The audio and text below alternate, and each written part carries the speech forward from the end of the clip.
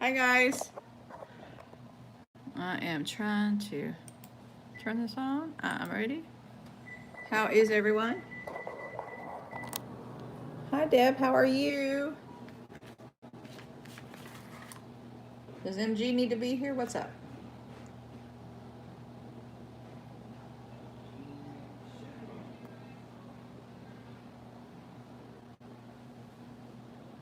Hey.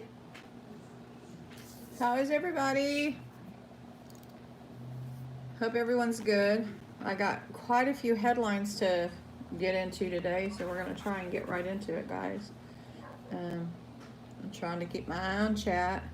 How are you, Deb? Hi, Ron. How? Hello, Shannon.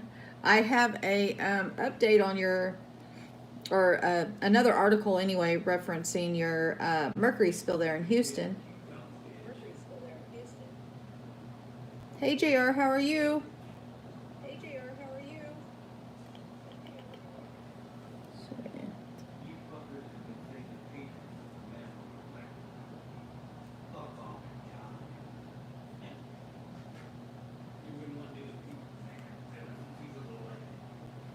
Hopefully it turned it down. I think it did. Okay. Hi, sweet Jenna. How are you? Okay, so let's start with the latest, the first article I want to start off with. Abby.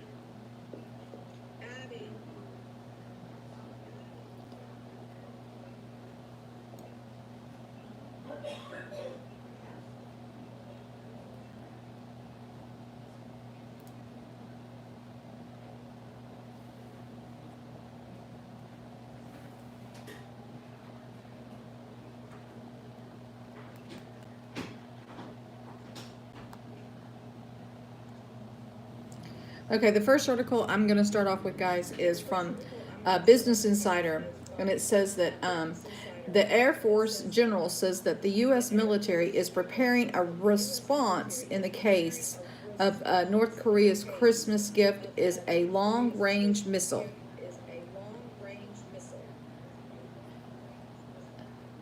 Yeah, how is Braden? Matt? Is Matt here?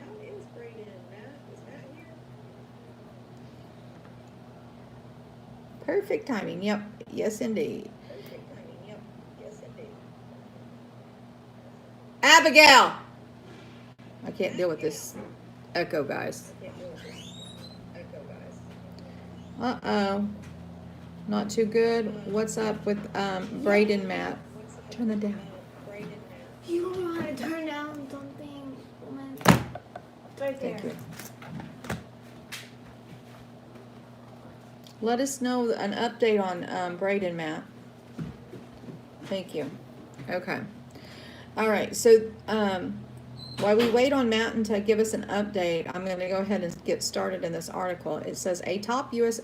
Air Force general said Tuesday that the U.S. is preparing response just in case North Korea fires a long-range missile and the stalled peace talks, possibly reigniting the tensions that characterized 2017. North Korea warned earlier this month that it is entirely up to the U.S. what Christmas gift it gets, suggesting that the failure to meet Pyongyang's expectations could yield an undesirable result. It's not implausible, they said, that they could give the world a Christmas or a New Year gift of an ICBM test, Viping Narang, an associate professor of political science at MIT, previously told Insider. What I would expect is some type of long-range ballistic missile that would be the gift. It's just a matter of, does it come on Christmas Eve? Does it come on Christmas Day? Does it come in the after of the New Year? General Charles Q. Brown, the Pacific Air Force commander, said Tuesday, according to multiple reports. While there have been a number of short-range tests in recent months, North Korea has not launched a long-range missile since its successful test of the Hwasong 15 intercontinental ballistic missile in late November 2017. We're watching, Brown added, acknowledging that there was other possibilities. I think there are a range of things that could occur. North Korea has given Washington until the end of the year to change the way it negotiates with Pyongyang. It has said that it will pursue a new path if the U.S. does not lift its heavy sanctions in return for North Korea's moratorium on long-range missile and nuclear testing. While the threat remains unclear, North Korea is using language similar to the past ICBM test. Brown said Tuesday that the U.S. military is dusting off response should efforts to secure a diplomatic peace between the U.S. and North Korea fail. Our job is to backstop the diplomatic efforts, and if the diplomatic efforts kind of all fall apart, we've got to be ready, he explained. Go back to 2017. There's a lot of stuff we did in 2017 that we can dust off pretty quickly and be ready to use. We are looking at all of the things we have done in the past, Brown added. During the fire and fury tensions between U.S. and North Korea that defined 2017, the U.S. routinely flew bombers over the Korean peninsula as a symbol of support for U.S. allies and as a warning to the North Korea regime. That is it, guys. So, what do you guys think? Do you think that he's going to do anything? Let's see. He's up now, but on the way to the children.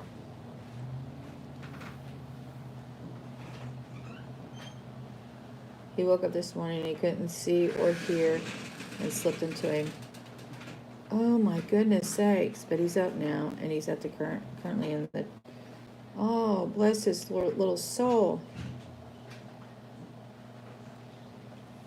Oh, mercy, goodness sake. Oh, hi, Helen. How are you? Well, we'll definitely keep him lifted up in our prayers. That is for sure. I am so sorry to hear that, Matten. That's not good at all, honey. That sure is not. Thank you for that update. Let's see what Sweet Jenna says. Oh, she says hello to Helen. I don't think that they're going to do anything. I mean, I think that they would be stupid. Another test, maybe. I don't know. He's not. I don't think Rocket Man is that stupid. Just saying. I mean, I think he knows that it would be the end of his his regimen, because I think that we would blow North Korea off the map. But who knows? He says thanks as well, as he smiled when I told him y'all were praying for him. Aw, well, that's so sweet. It is, especially whenever a little one is sick. It is. Mercy, mercy. Now this happened, the explosion happened like in the wee hours of the morning, and this comes from BBC, and it was in a mine. It says the Chinese mines, at least 14 are dead in the latest disaster. An explosion of a coal mine in southwest China has killed at least 14 people, the latest in the string of a deadly mining accidents. The local authorities said 2 people were still trapped underground at the mine in Guizhou province. At least 37 people have died in 5 separate mining accidents in China since October. The accidents are often due to poorly enforced safety regulations. The explosion of the Guanglong mine in Guizhou province happened in early hours of Tuesday. 7 workers were lifted to safety. On Saturday, flooding in a coal mine in southwest China's Sichuan province killed 5 and trapped 13 miners underground. Some 347 miners are working in the Shamazhu mine when the flood happened. On November 25th, 1 person died in the accident at a different mine in Guizhou province. Before that blast in northern China's Shaanxi province, killing 15 workers on the 18th of November. At the time, the officials said that the accident was caused by broken laws and regulations. In October, 2 people were killed in a blast in a mine in Shandong province in eastern China. The poor safety record and high accident rate in China's mining sector led to the government in November ordering a crackdown on safety issues, said the AFP news agency. Despite the string of deadly accidents, mine safety is generally improving. Last year, 333 people died in Chinese mines, a decrease of 13% on the year before. Meanwhile, the death per million tons of coal mined fell to below 0.1 for the first time. China mined 3 billion tons of coal over the first 10 months of this year, according to the official data by the cited by Reuters, up 4.5% from the same period in 2018. And that's horrible, 14 dead. I do want to, hello Grace, how are you?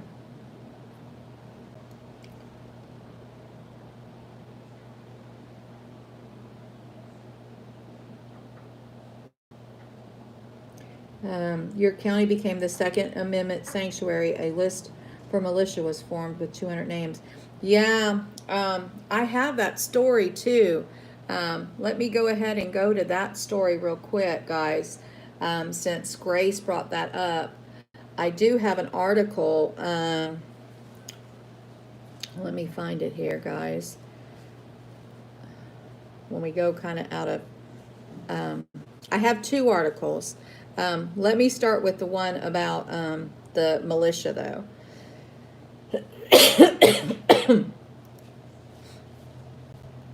Okay, the law enforcement today put out this article. It says, it begins.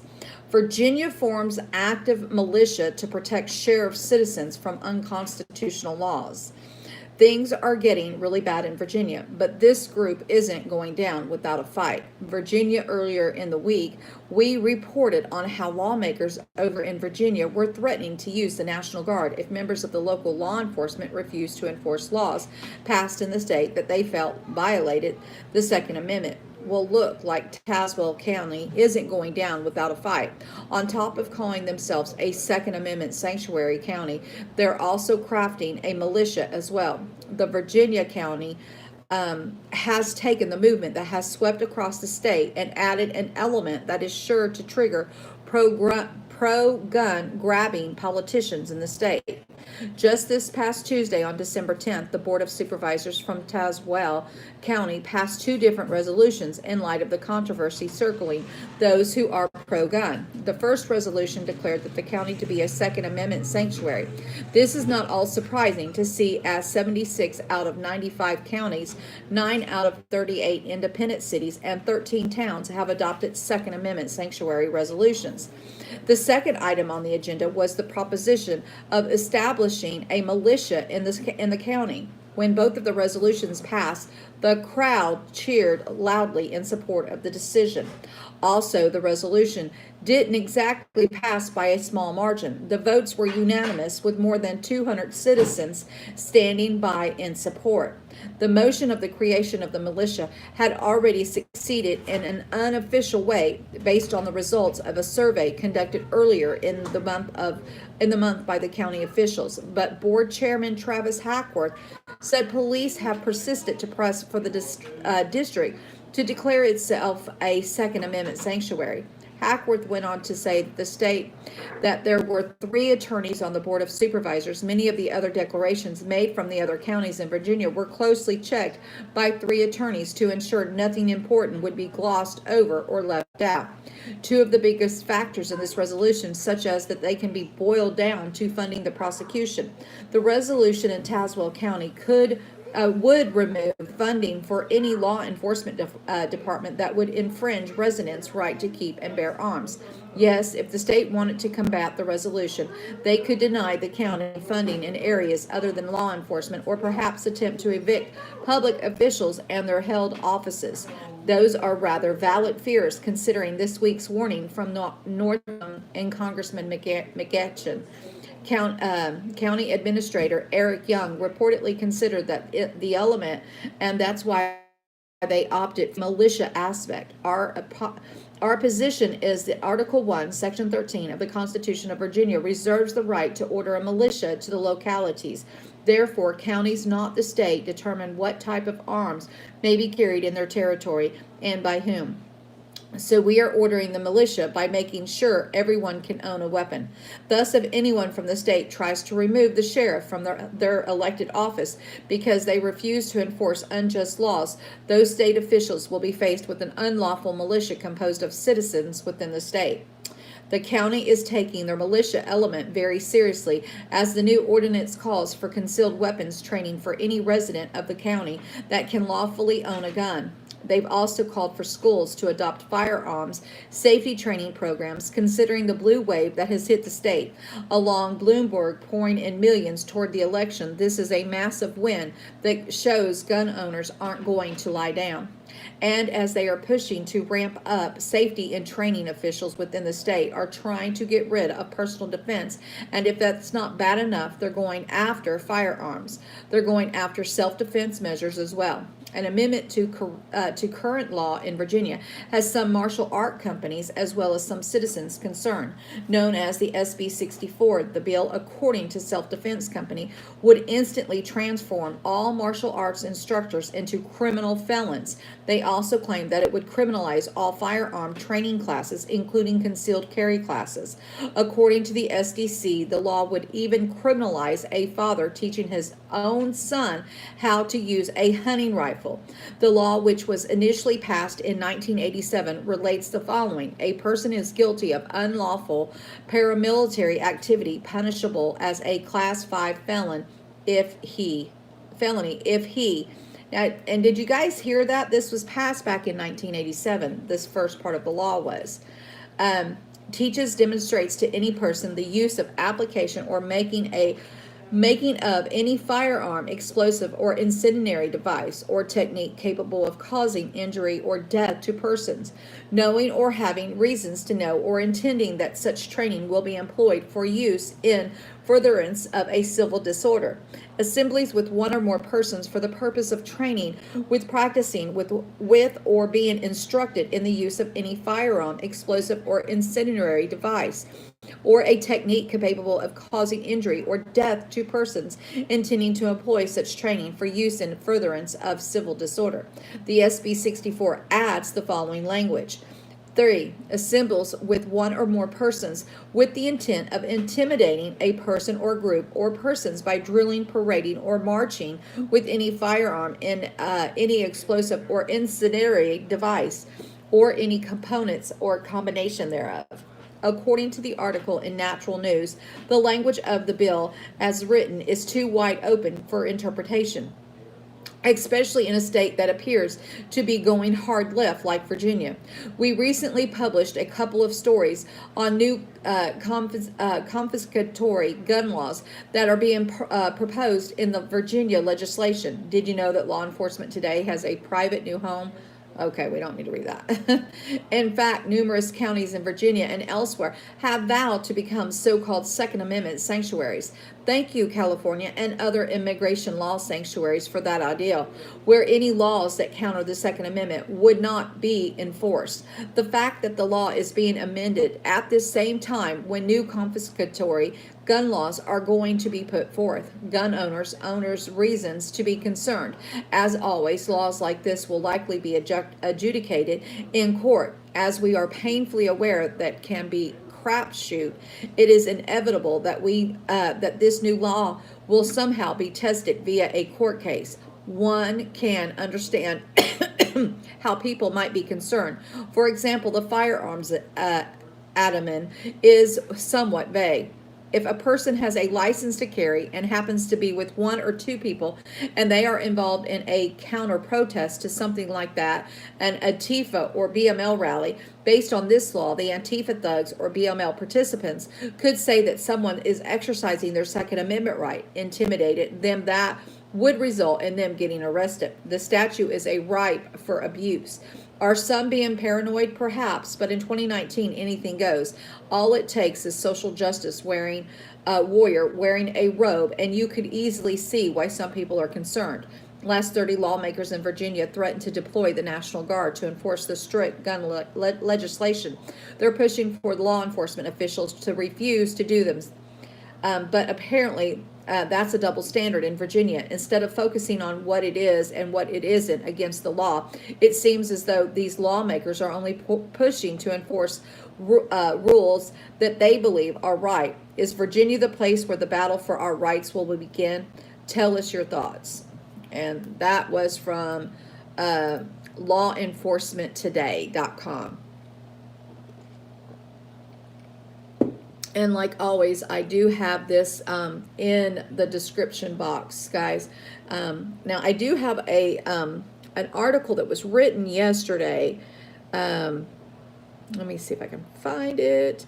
Kind of got me out of order speaking up about that, but it's okay. Let's see. Here it is. No. Okay. So it is the National Review. It says Virginia's Second Amendment sanctuaries and update. It says last week I wrote about the spread of the Virginia Second Amendment sanctuary counties, town, and cities that vow not to enforce state gun laws they deem unconstitutional. In the wake of the Democrats taking control of the state government, there are a few new developments worth noting. For starters, the sanctuaries have spread dramatically. They're up to 93 jurisdictions, and I think we had 80 last week. So today, this update says there's 93. It says covering roughly 40% of the population. By my quick spreadsheet tally, that's huge. Though the biggest victory in Prince William County is likely to be overturned when the county board flips to the Democrats, and some of these places have passed vague resolutions in support of the Constitution rather than the more aggressive language proposed by the Virginia Citizens Defense League.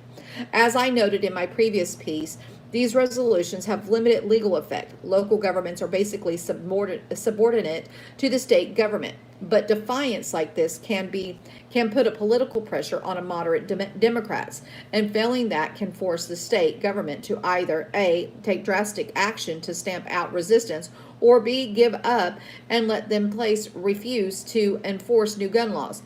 Possibly ramping up state policy activity, there is a replacement.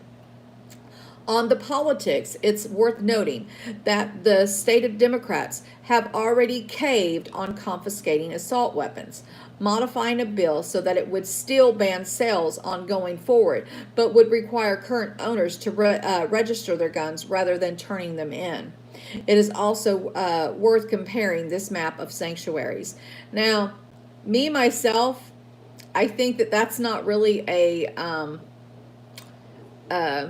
I would say that's still not an option, and the reason I say this, that regardless if they come and take them or they just want you to register them instead of turn them in, they're going to know where all the guns are, and then when you're not expecting it, they're going to come in and take them away. I mean, I think that even given the new language is not sufficient in my opinion. Hey Skywatcher, how are you?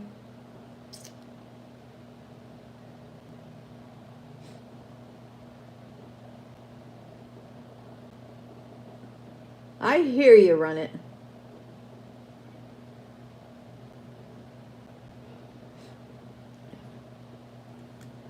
Yeah. And I think that's the whole point about anyone having to register it. When they start making, everyone register their guns, I think that's what it's about. So they'll know exactly where it is and what you got, if you know what I mean. It says with this one, Virginia Senate districts, I choose the Senate because it's much close politically than the House. If any of the area in the blue in both maps, it's both sanctuary and represented by a Democrat, suggesting a senator who might experience this movement as a pressure from home. Such places do exist. Through the sanctuary jurisdiction make up only a minority of the Democratic district population. However, the Senate is split 21-19, so it doesn't take a lot of the side switching to stop a bill. Finally, on how the Democrats will respond in the event that they pass new gun laws and many local enforcement agencies refuse to enforce them, the governor has threatened consequences, and other Virginia Democrats have floated everything from prosecutions of local authorities to cutting off state funds to National Guard deployments. So we will just see how this unfolds, guys. But they're saying that they're, trying to backstep now, but I don't buy it. I don't buy it. I just don't. I think it's a bad deal no matter how you slice it and dice it, and definitely have to pray for them. Oh, most definitely. Okay, we'll see you at Bible Study Mountain. So glad to see you guys.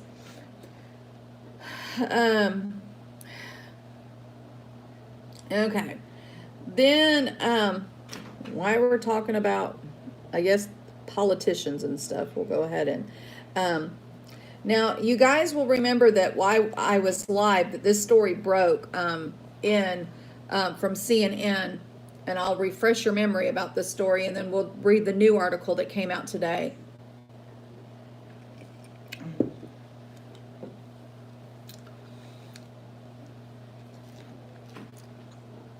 Okay.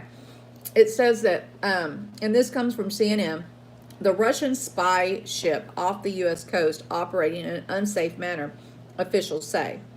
And this is the story. This is an update to the story that I read yesterday, but a Russian spy ship has returned to the international waters of the southeastern coast of the United States and is operating in what two U.S. officials told CNN is an unsafe manner. The Victor Lanov, a Russian surveillance ship, has been sailing off the coast of South Carolina and Florida in the last few days. One official told CNN, adding that the ship's actions were determined to be unsafe because it's not using running lights in low visibility weather and is not responding to hails from the commercial vessels attempting to establish its position in order to help avoid a potential accident. The official said that the Venetia-class spy ship was also engaged in other erratic maneuvers. As a U.S. Coast Guard official told CNN that the Coast Guard was broadcasting a marine safety information bulletin to alert mariners in the area to the Russian ship's presence and its behavior. It says that the defense official told CNN that the U.S. Navy USS Mahan and Arleigh Burke class destroyer was operating close to the Russian ship. The Victor Lanov regularly patrols in international waters along the eastern coast of the U.S., having done so earlier since 2015. The Russian vessel also routinely operates in the Caribbean, including Cuba and Trinidad and Tobago. The Russian ship's presence at the U.S. coast comes in as the U.S. Navy's Arleigh Burke class guided the missile destroyer. The USS Ross visited the Constantina, Romania, Monday for what the Navy's called a scheduled port visit, part of the U.S. effort to bolster its presence in the Black Sea and support regional partners such as the NATO ally Romania. Russia has boasted its military presence in that area since it seized Crimea from Ukraine in 2014, and it regularly shadows America's warships while they operate in the Black Sea. Crimea has also, more or less, according to our civil society folks, has become an armed camp, the U.S. Department Assistant Secretary for Democracy, Human Rights, and Labor Rob Destroyer told reporters Monday as he discussed the militarization of Crimea. Tensions between Moscow and Washington remain high. Just days ago, Russian Foreign Minister Sergei Lavrov visited the White House and repeatedly raised Russian concerns about the U.S. potentially dismantling that last remaining nuclear arms treaty between the two powers, a move that could reignite the U.S.-Russia arms. And that was the story that we read yesterday, but it was updated some according to the CNN site, because it said it was updated today. So they might have added a phrase to it or something, because I can't tell too much difference than the one that I read yesterday. But then we have this article that came out today, and it was updated 2 hours ago from Fox News, that says a Russian spy ship was spotted off the Bahamas. Coast Guards warns. A unsafe Russian spy ship spotted near the East Coast Tuesday afternoon appears to have moved away from the U.S. shores and towards the Bahamas, a U.S. defense official tells Fox News. The U.S. Coast Guard in Charlotte, South Carolina, had issued a warning to boaters over the weekend about the spy ship, but the Russian vessel has moved south since the safety bulletin was released, according to the official. The vessel is the same spy ship that has made an annual trip across the Atlantic for the past 2 years.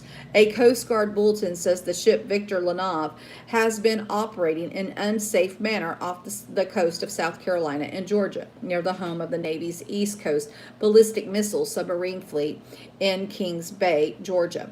The warning says the ship is not using running lights and poor visibility, is not responding to commercial vessels coordinating safe passage, and is making erratic movements. The Coast Guard also urged American boaters to report any unsafe situations, and the American destroyer, the USS Mon, is currently shadowing the ship.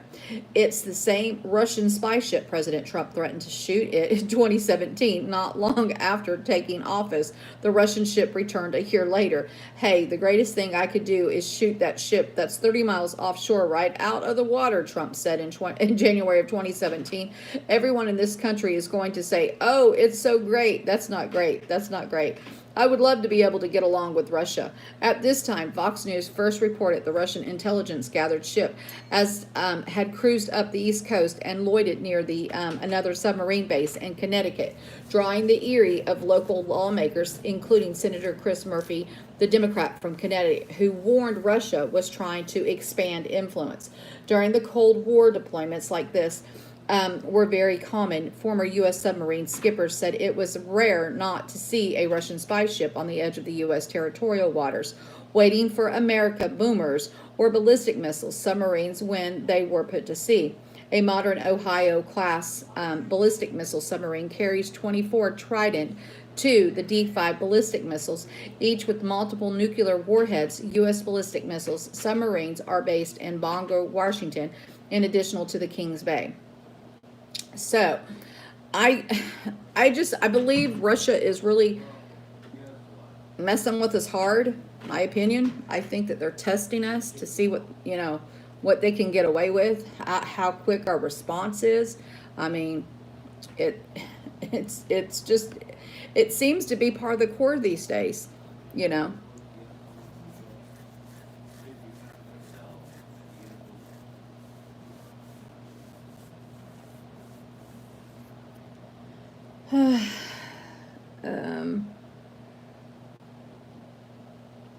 Oh, I will be praying for you, Run It. Hate is not good, that is for sure. The fire department uses heat sensors, not x-rays.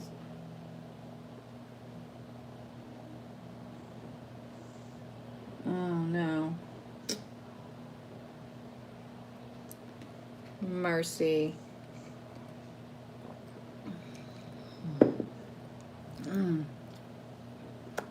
And then the next breaking story that I want, I'm jumping back and forth because I want to get all these main headliners out of the way. But according to 10 TV, there's 4 dead and several injured across the South outbreaks of twisters. See, I gotta turn this one sideways to read this. I hate it when it does this, guys. Okay, it says a swarm of tornadoes and other storms that left off the destruction across the Southeast killed 4 people, injured at least a dozen more, and left victims to bundle up against the cold as they picked up pieces of their homes on Tuesday. The death toll rose to 4 after a heavy overnight rain caused flooding in something county, Kentucky. Water rescue crews were called in about 8 a.m. Tuesday to 2 people, and at least one of them died, Kentucky State Police Trooper Bob King said. He said his crews were still trying to rescue another person. National Weather Service teams confirmed at least 18 tornadoes passed in Louisiana, Mississippi, and Alabama, and the number could rise since teams were still surveying damage. The agency tweeted more than 240 tornado warnings for the region over roughly 21 hours starting early Monday. Colonel Brian Euler, a chief of staff at the Mississippi Emergency Management Agency, told news conference that at least 25 counties were affected. 150 homes were reported damaged or destroyed, and about a dozen were injured. The number is likely to grow. We had a storm front that went from the southwest corner of that state to almost central, some 60 to 80 miles, Governor Bill Bryan said. The Storm Prediction Center logged more than 36 reports of storm damage from East Texas to Georgia. The cat flew, said Tanya Tyler of Pineville, Louisiana. It picked up the cat. And cat flew, my cat, it flew across the yard. And I knew right there, I said, oh, we're not going to make it. In North Alabama, Lawrence County Coroner Scott Norwood said the bodies of Justin Chase Goodsey, 35, and Kayesha Leanne Cross Goodsey, 34, were found more than 200 yards from their home. In Decatur Daily reported the couple's elementary school-age son was hospitalized. Alabama Governor Kay Ivey expressed sympathy for the victims. While most of us slept through the storm, a family is awakened up today, devastating, she said in a statement. Betty Payton, 59, died when an apartment tornado struck her home in Vernon, Pineville, Louisiana, said Chief Deputy Calvin Turner. He said crews spent hours trying to get to her through the fallen trees and utility poles to reach some hard-hit areas. The toll could have been worse. Workers at Hope Baptist Christian Academy in Alexandria got children under in the church sanctuary before a twister ripped the roof off the building, said John Bell Edwards. A worker clung to a beam in a maintenance barn to avoid being hurled into the storm. I'm just thankful that we're looking at buildings and cars and travel trailers and mobile home that has been destroyed here and not lives, Edwards said.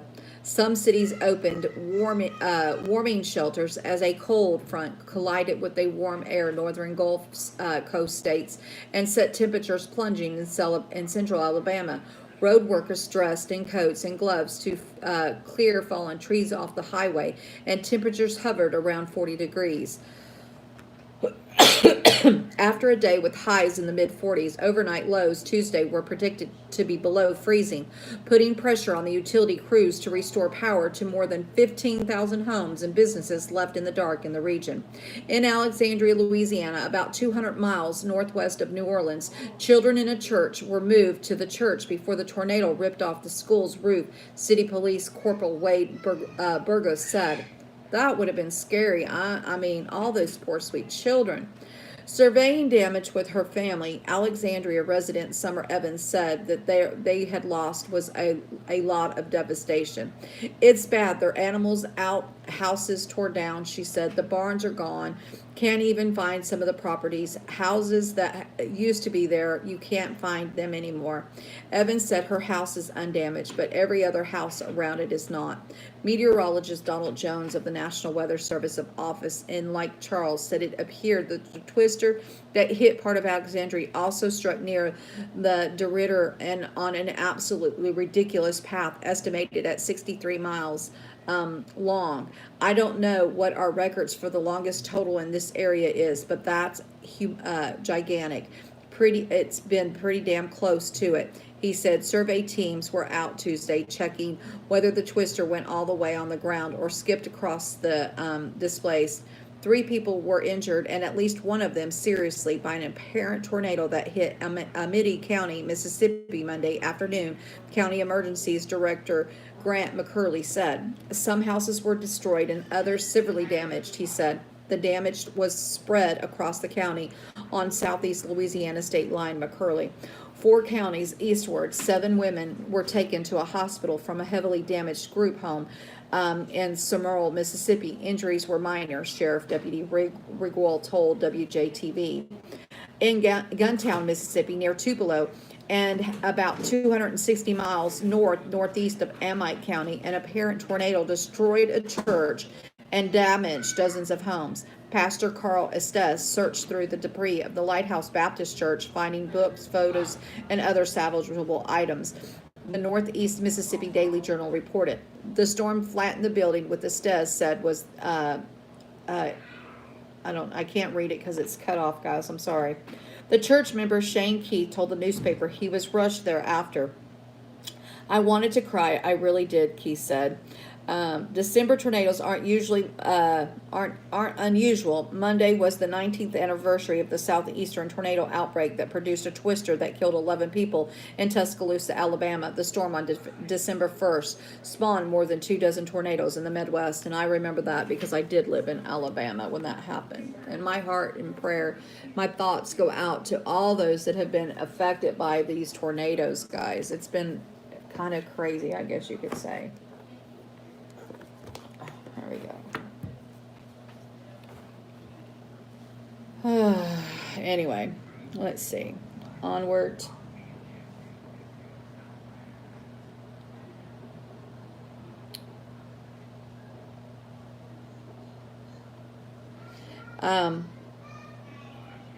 Another follow-up story. I want to give Shannon this story here. Hey, Kevin, how are you?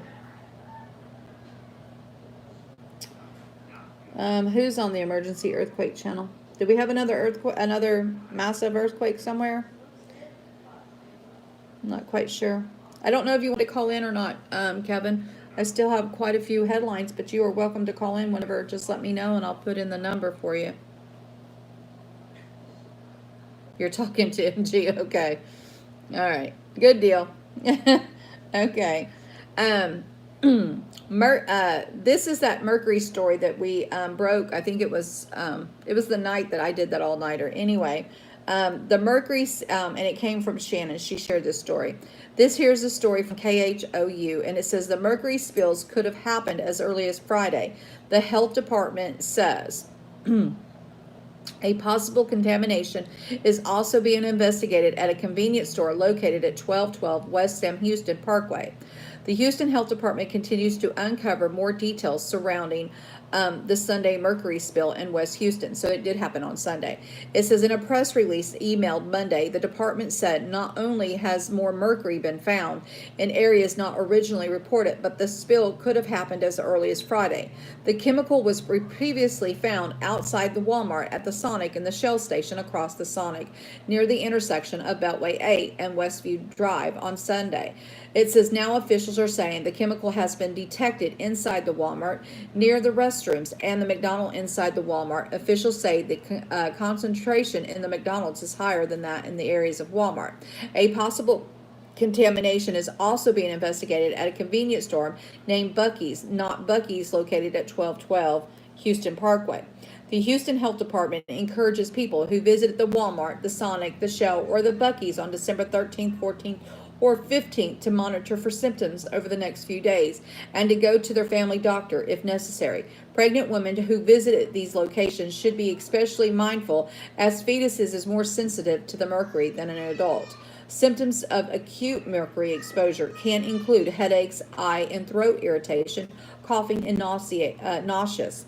Even the mercury detected inside the Walmart, the threat to the general public remains minimal, said Dr. David Parse, local health authority for the Houston Health Department. With the mercury, the biggest concern is the long-term exposure, which is not the case in the situation. People who were at the location are concerned about their shoes can be placed the outdoors to help potential mercury evaporate, which wash the shoes twice in washing machine or simply throw them away. Christopher Lee Miller, 19, has been arrested and charged in connection in the Sunday's mercury spill, which he has been charged with burglary and unlawful disposal of the hazardous material. He's also in custody on outstanding felony drug possession warrant, according to the FBI field office in Houston. There was a mercury spill at the CHI St. Luke's Health Springwood Village on Saturday. The hospital said a patient walked into the emergency room department seeking treatment for a lacerated finger. While being treated by a nurse, approximately 5 ounces of a liquid substance, later determined to be mercury, fell out of the patient's pocket and backpack, the hospital said. The Houston Health Department said it is unclear if the incident is related to the Sunday mercury spill, but an investigation is ongoing. The hospital said there are no injuries associated with the mercury spill. The only 2 patients who were in the house in the time of the incident were transferred to CHI St. Luke Health, the Woodland Hospital, as a precaution. So that is the update. And as you can see, it was, I mean, I think that they just added, basically, the information was about the hospital situation. And that they're saying now that it could have happened as early as Friday. I don't believe that was in that report. Let's see.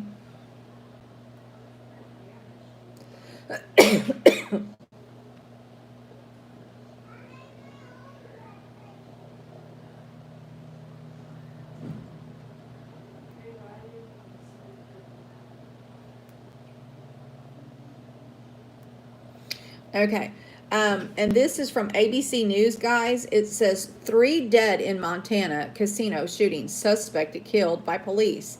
It says Great Falls, Montana, an overnight shooting Tuesday at a Montana casino left 3 people dead and another person injured, and the suspect was later tracked down and killed by police, officials said.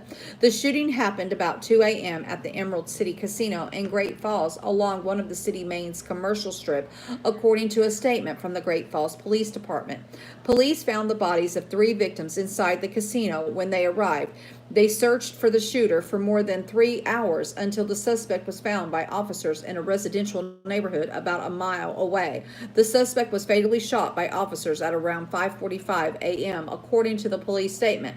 There is no longer a danger to the public, the statement said. The injured person was admitted to the Benefits Hospital for unspecified injuries, police said.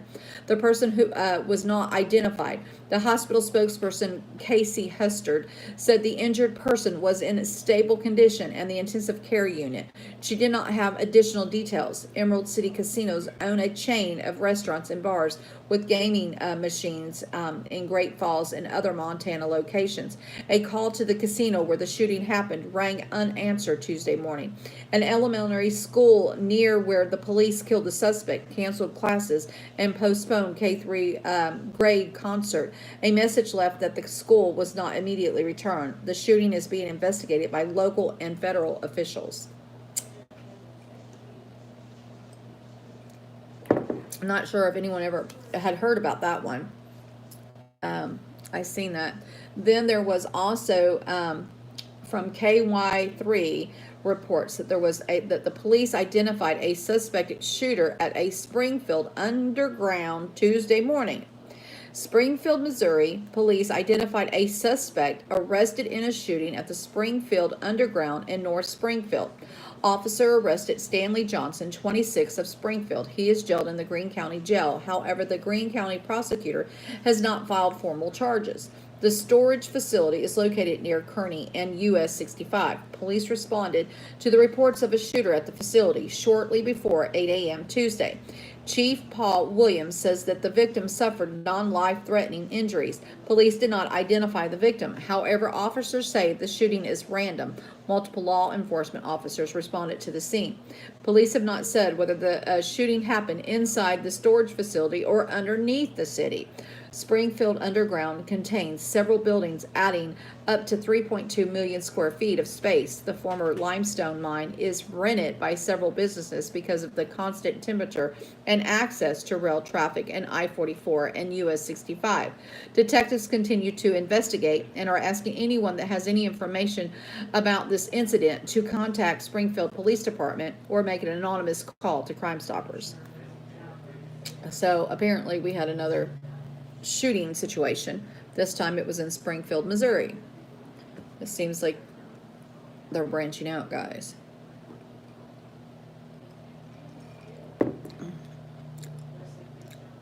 Yes, Colleen, I have that article as well. I do have that article. I do.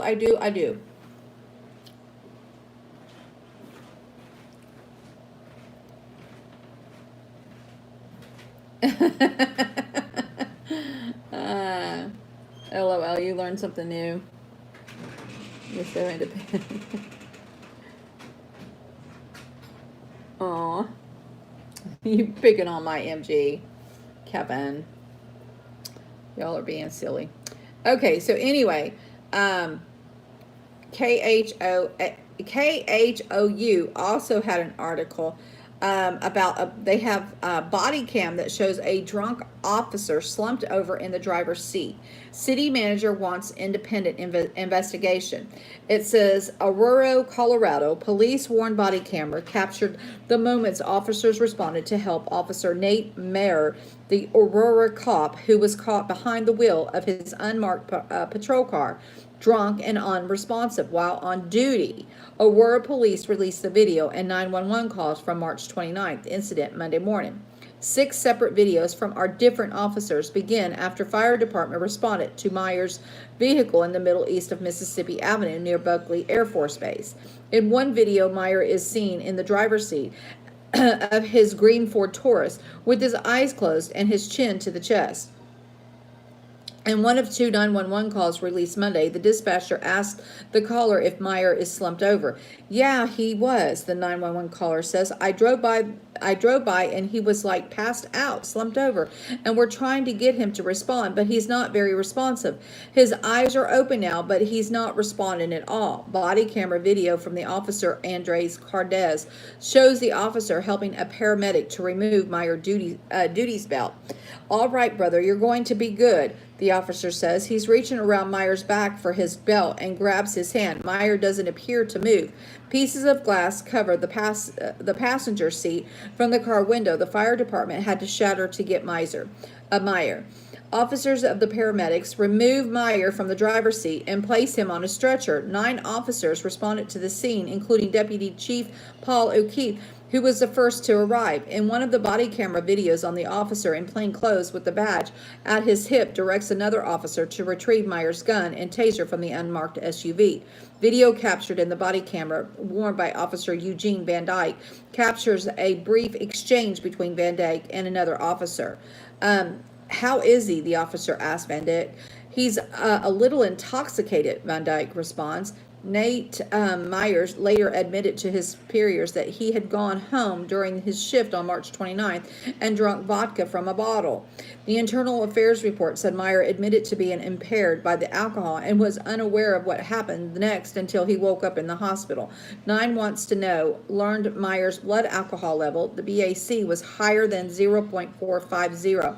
The investigation by Aurora's police found Meyer violated policies including negative duty alcohol impairment. He was never charged with a DUI or any other crimes. Now that is just out. I mean, how does he get off? How does he get off? I mean, I don't understand that, guys. I mean, seriously. If it had been you or I caught slumped over behind the wheel, we would have been charged with a DUI like that. I mean, give me a break. Even if the car, I mean, unless the keys weren't in the ignition. Now, if the keys weren't in the ignition, I guess you could say that, you can't prove that he was driving. I don't know. Just kind of crazy stuff. Yeah, that's insane. That's insane. There's a little bit more to that story, but I'm getting irritated by it.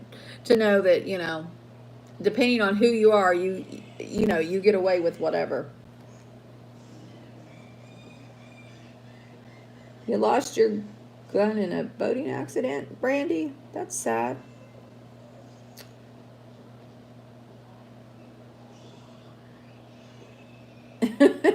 We're talking about guns, y'all. Okay. So, let's see.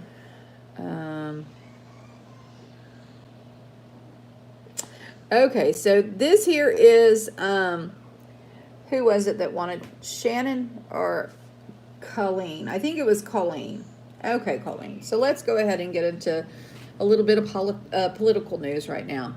This here is an article from The Hill, and it says Trump calls for halt to the impeachment in a scathing letter to Pelosi on the eve of the vote. President Trump sent a letter to Speaker Nancy Pelosi on Tuesday urging her to halt the impeachment proceedings one day before the House is set to vote to impeach him, accusing Democrats of an unprecedented and unconstitutional abuse of power.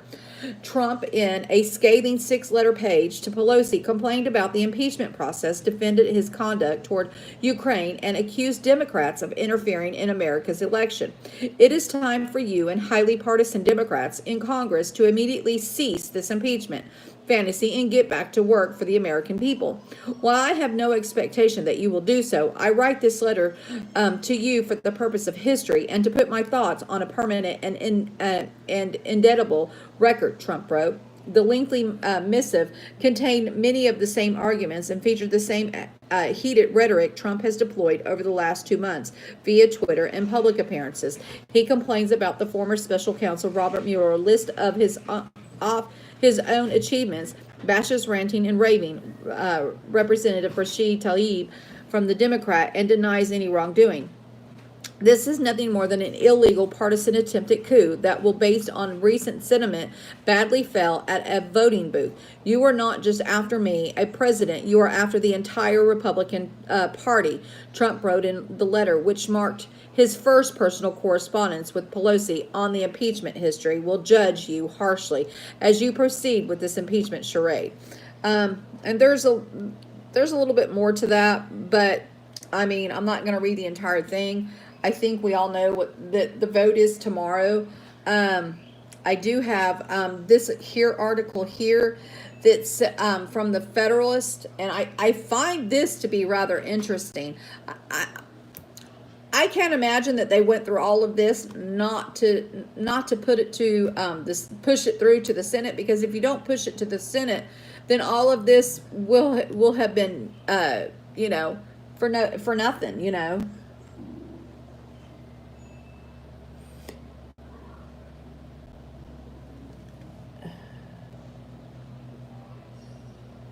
But anyway, so it says, this here's from the Federalist.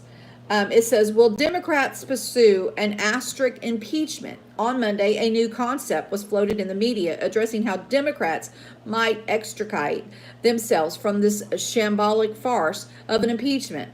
The problem, you see, is that as soon as they undertake that solemn and sad duty of impeaching President Trump, the whole process moves to the Senate, where Republicans will control the process and almost certainly hand Trump a big victory. But wait, not so fast. What if the ideal postulates the House impeaches the president but does not send their case to the Senate? This does seem to be an actual option for the House Democrats. Basically, they would pass the articles of impeachment, technically making Trump on the third president to do so dubious mantle, but then just slam the brakes and take no action to move it to the Senate floor, to the Senate for trial. Let's be serious for a moment. If the Democrats impeach but refuse to send the articles to the Senate for a trial, then the black mark against Trump of this impeachment imprint will carry a massive glowing asterisk. Impeachment has a purpose. It is the first step in removing a sitting president of the United States. The framers of the Constitution never planned the impeachment would be used for a political ploy, divorced from the very reason it exists: to punish a president in the eyes of the public and history without intention of removing him from office. Frankly, that is what censure, not impeachment, is for. Now, Democrats and their media allies will argue that they simply cannot send articles of impeachment to a Senate where the majority leader, Mitch McConnell, says he will work with the White House and in which the process will not be fair. Let's set aside the abject hilarity of Democrats suddenly being the people outraged by process and falsely accusing Republicans of that for weeks. The party of Pelosi has been saying over and over that their charges have already been unequivocally proven. What was supposed to happen from the Democrats' point of view was that a case so powerful would be made against Trump that in the Senate either they would say sway some Romney-style Republicans, or that the Republicans voting to acquit would be bathed in some sort of shame that hurt their future political chances. This is not what happened. The Democrats got a sugar high in the impeachment polling when the Ukraine story broke, stepped on the gas, then found out the tank was out of fuel. Impeaching Trump and refusing to send the articles of impeachment to the Senate would be an absolute joke without a punchline. Mr. Magoo could see through the cynicism of the American people, and history certainly will. But it's interesting to see if the motion being given some purchase, particularly by some in the new Trump severe. They know what's coming. They know what McConnell is capable of. They know what the case against the president is not strong enough, and they know they will never get there. There seems to be some genuine disagreement among Republicans about whether a short or a long trial in the Senate would help Trump more. Do you wave this away as illegitimate nonsense, or do you tackle the facts, including those involving Hunter and Joe Biden, and run rousing and robust defense? There are good arguments on both sides. There is no argument to make that the Senate trial helps the Democrats. Hence this ideal of pulling Trump's pigtails and then running home before the principal finds out. If the Democrats take this path, it will and must be viewed as a complete surrender. It would prove impeachment to be a classic case of I started something, but now I'm not sure. I predicted some weeks ago that Trump would not be impeached. That would just be too politically disastrous for Democrats. It appears I was wrong, at least about the final result. But the fact that the ideal of not sending the articles to the Senate is even being considered speaks to the underlying issues I saw.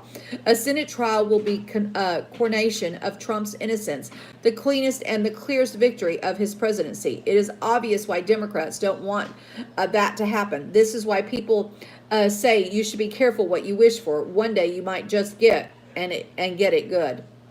And that was from the Federalist, guys. Let's see.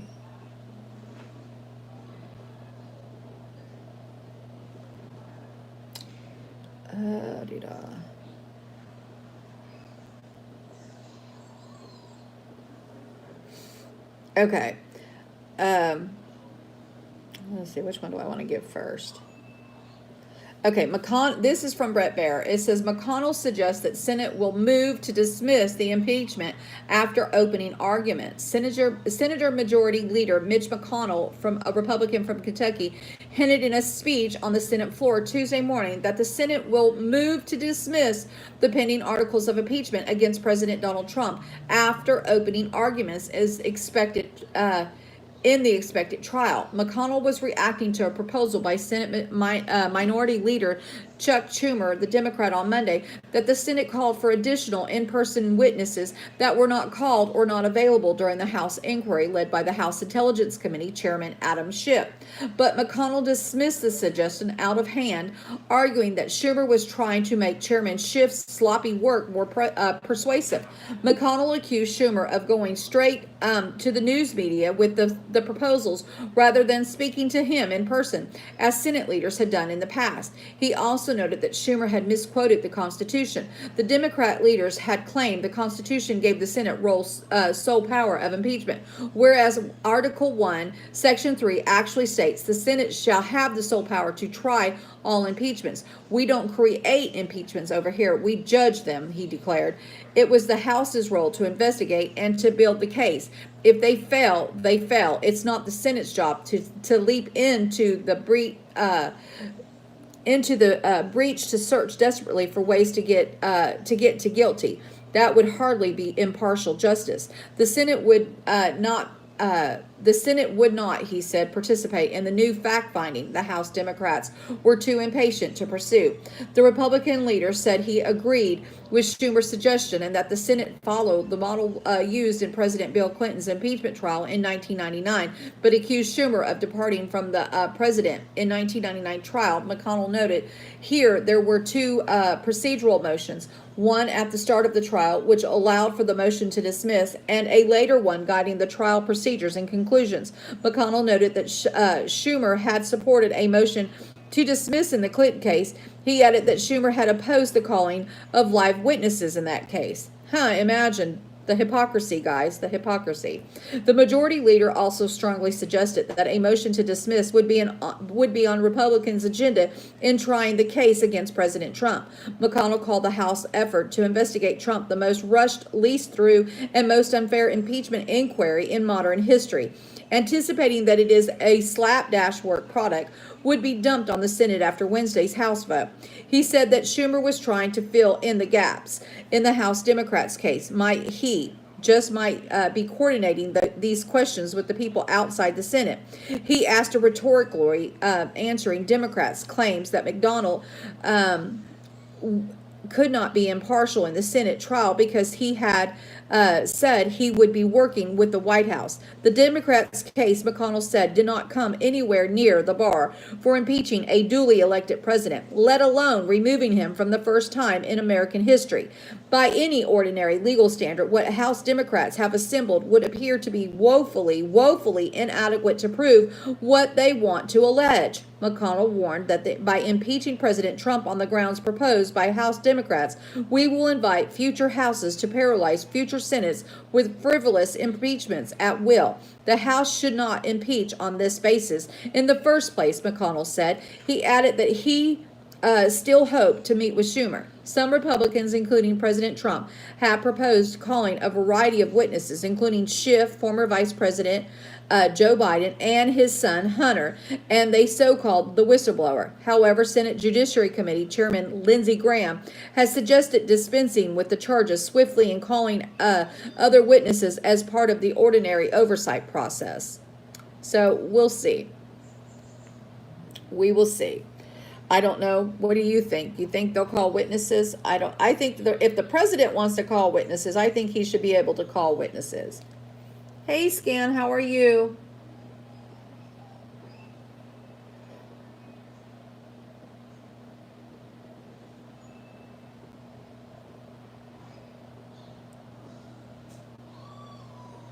Protests are breaking out. Where are they breaking out, sweet Jenna? Where at, sweetie? Not quite sure. And what is the protest about? Is it about all of this mess? Oh, you're freezing. Are you without power again, sweetheart? Or is it just really, really cold in Kansas?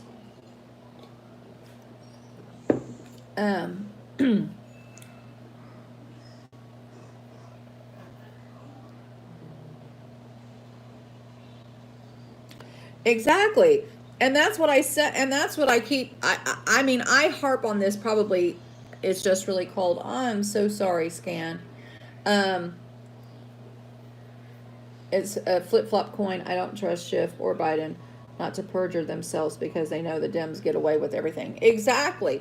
And it's truly sad, and I continue to hit on this because I really believe that this has really truly shown America and the world that we no longer have a constitution. If the president doesn't have due process, who has due process? I mean, no one. The answer would be no one. You know, and then given the situation that is arising in Virginia, you know, what is in store next? It's just sad. Here's another article from Fox News. It says McConnell rips Schumer impeachment demands, vows not to pursue the fishing expedition. Senator Majority Leader Mitch McConnell struck back Tuesday at his Democratic counterparts' calls for an in-depth impeachment trial featuring multiple new witnesses, dismissing the push as a fishing expedition that would set a nightmarish precedent. The Senate is meant to act as a judge and jury to hear a trial, not to rerun the entire fact-finding investigation because angry partisans rushed sloppily through it, he said on the Senate floor. In a Sunday letter, Senator Democratic leader Chuck Schumer had called for the chamber to subpoena new documents and call witnesses who had been blocked by the White House during the impeachment inquiry on the House side. McConnell, Republican Kentucky, claimed that the such investigative steps were part of the House role, not a mission for the Senate. He warned that entertaining Schumer's proposal to do House lawmakers' homework could invite a string of future dubious and frivolous impeachment inquiries. He stressed the fact-finding mission should have been completed during the impeachment inquiry led by the House Intelligence Committee Chairman Representative Adam Schiff. And McConnell accused the House of doing a rush job and said Schumer is now looking to make Chairman Schiff's sloppy work more persuasive. And that's all that it is. And they're wanting a redo of this as well as they want a redo of the Mueller report, you know. But according to Brett Baer, they also is a report out there that says that the Democrats have the votes to impeach President Trump. So there's been two, it says by Monday afternoon, at least 18 from the 31 Democratic held districts that Mr. Trump won.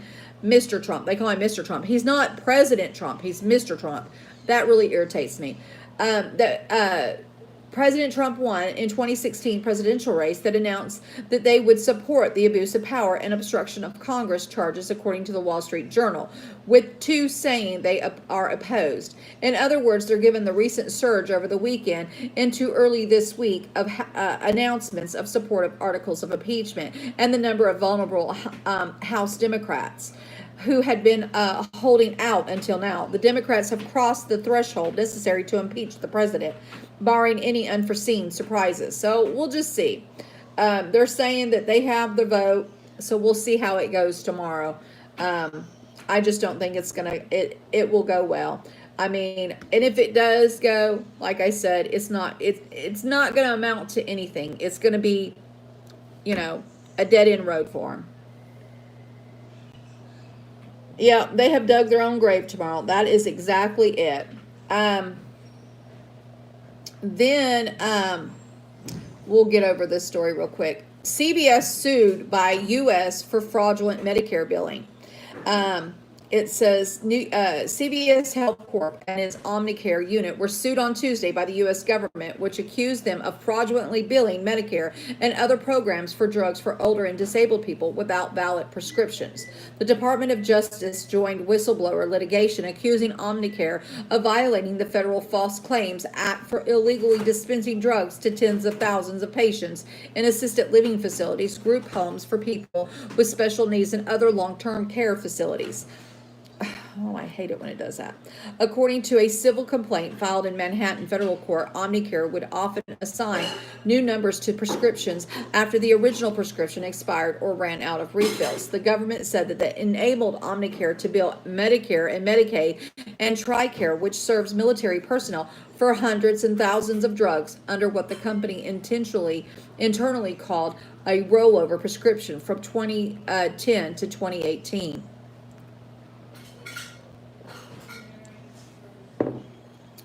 Many of the drugs were anticonvulsants, antidepressants, and antipsychotics, and treated a series of conditions such as dementia, depression, and heart disease, and sometimes had dangerous side effects requiring supervision by doctors, the government said.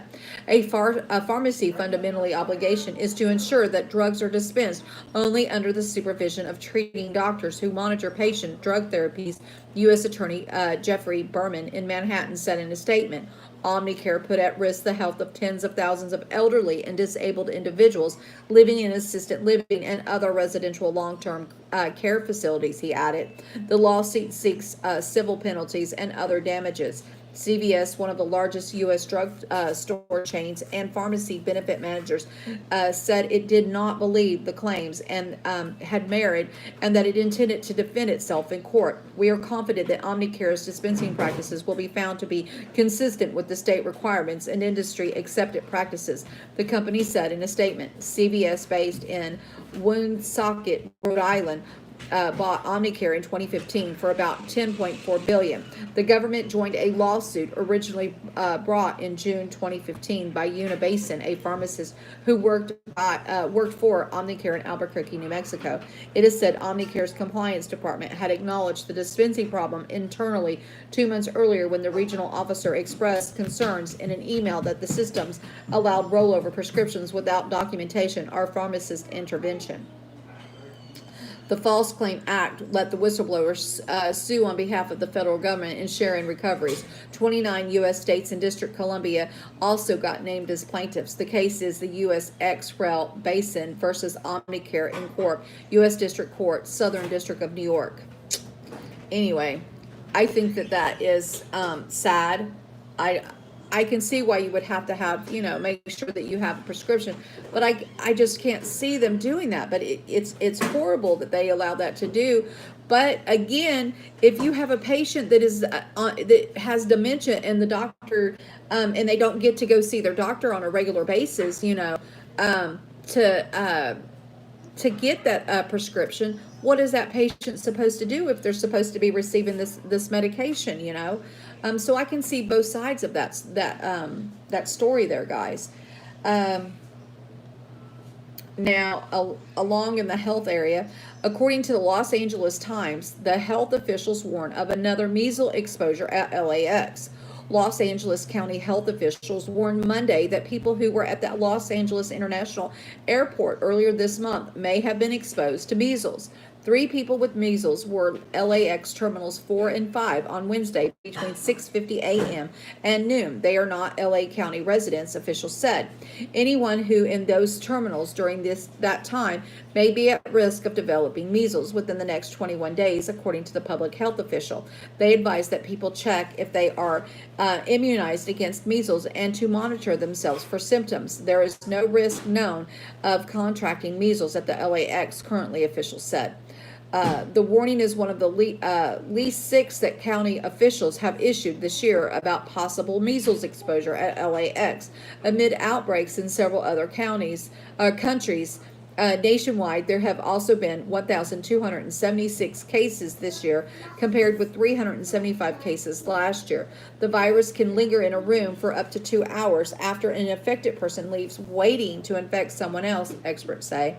For those who are not protected, measles is a highly contagious and potentially severe disease that initially causes fever, cough, red watery eyes, and finally a rash, said LA County Health Officer Dr. Davis in a statement.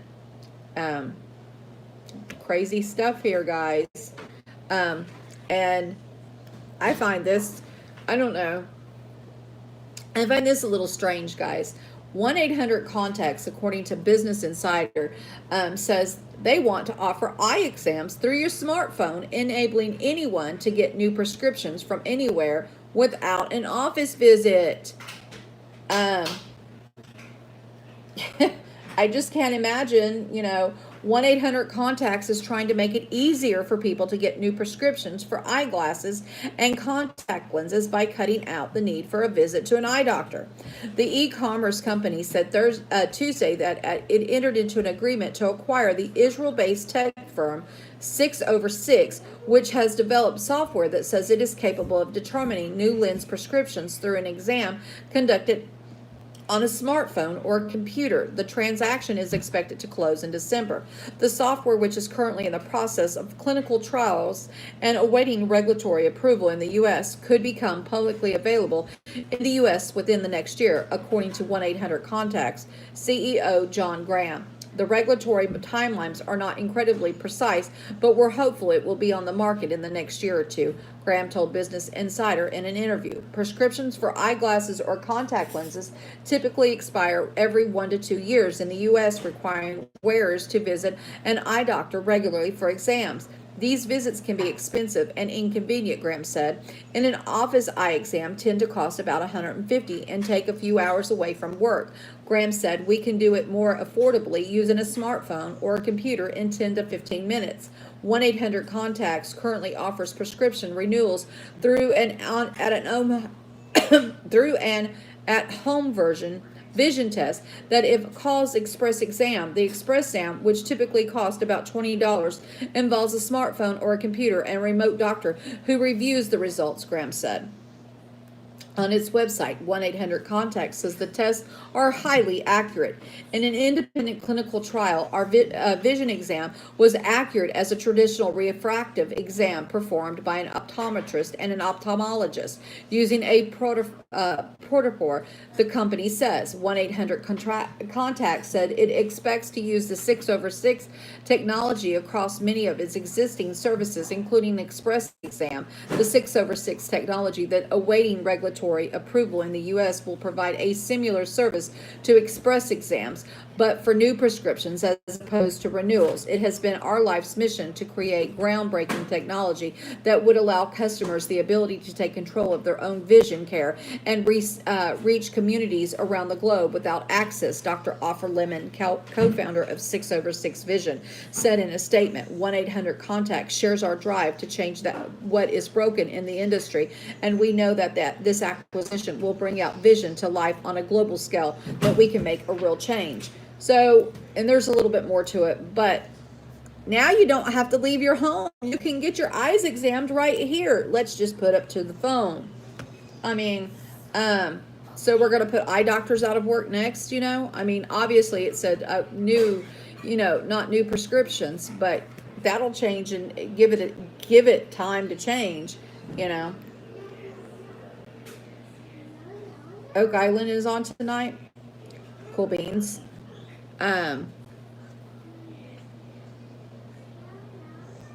Oh, I'm so sorry, Mark. I'm boring you. Mark Buddy needed an email.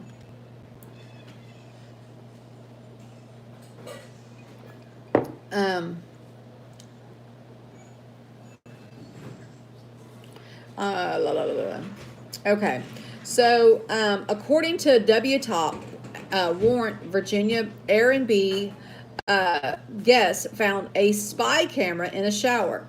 Virginia Beach, a woman vacationing in Virginia Beach Airbnb discovered a hidden camera above her shower, recently unsealed court documents show.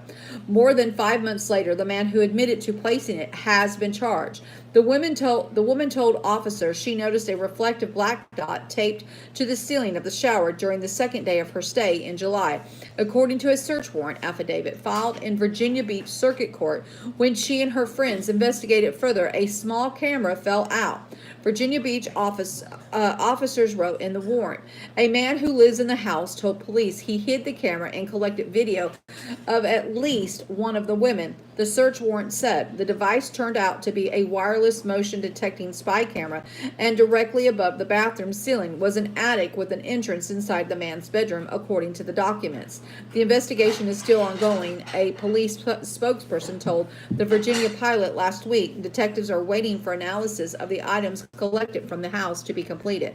The man still lives in the house and told the newspaper last week that the homeowner is out of the country. He told reporters police called him into the department, but nothing else has happened. If arrested, he could face unlawful filming charge, according to the warrant. The misdemeanor punishable is up to a year in jail and $2,500 fine. I think it should be more than that. I would be livid if I found somebody videoing me without my quit pulling on that tree, Avery. You're gonna pull it down, girl.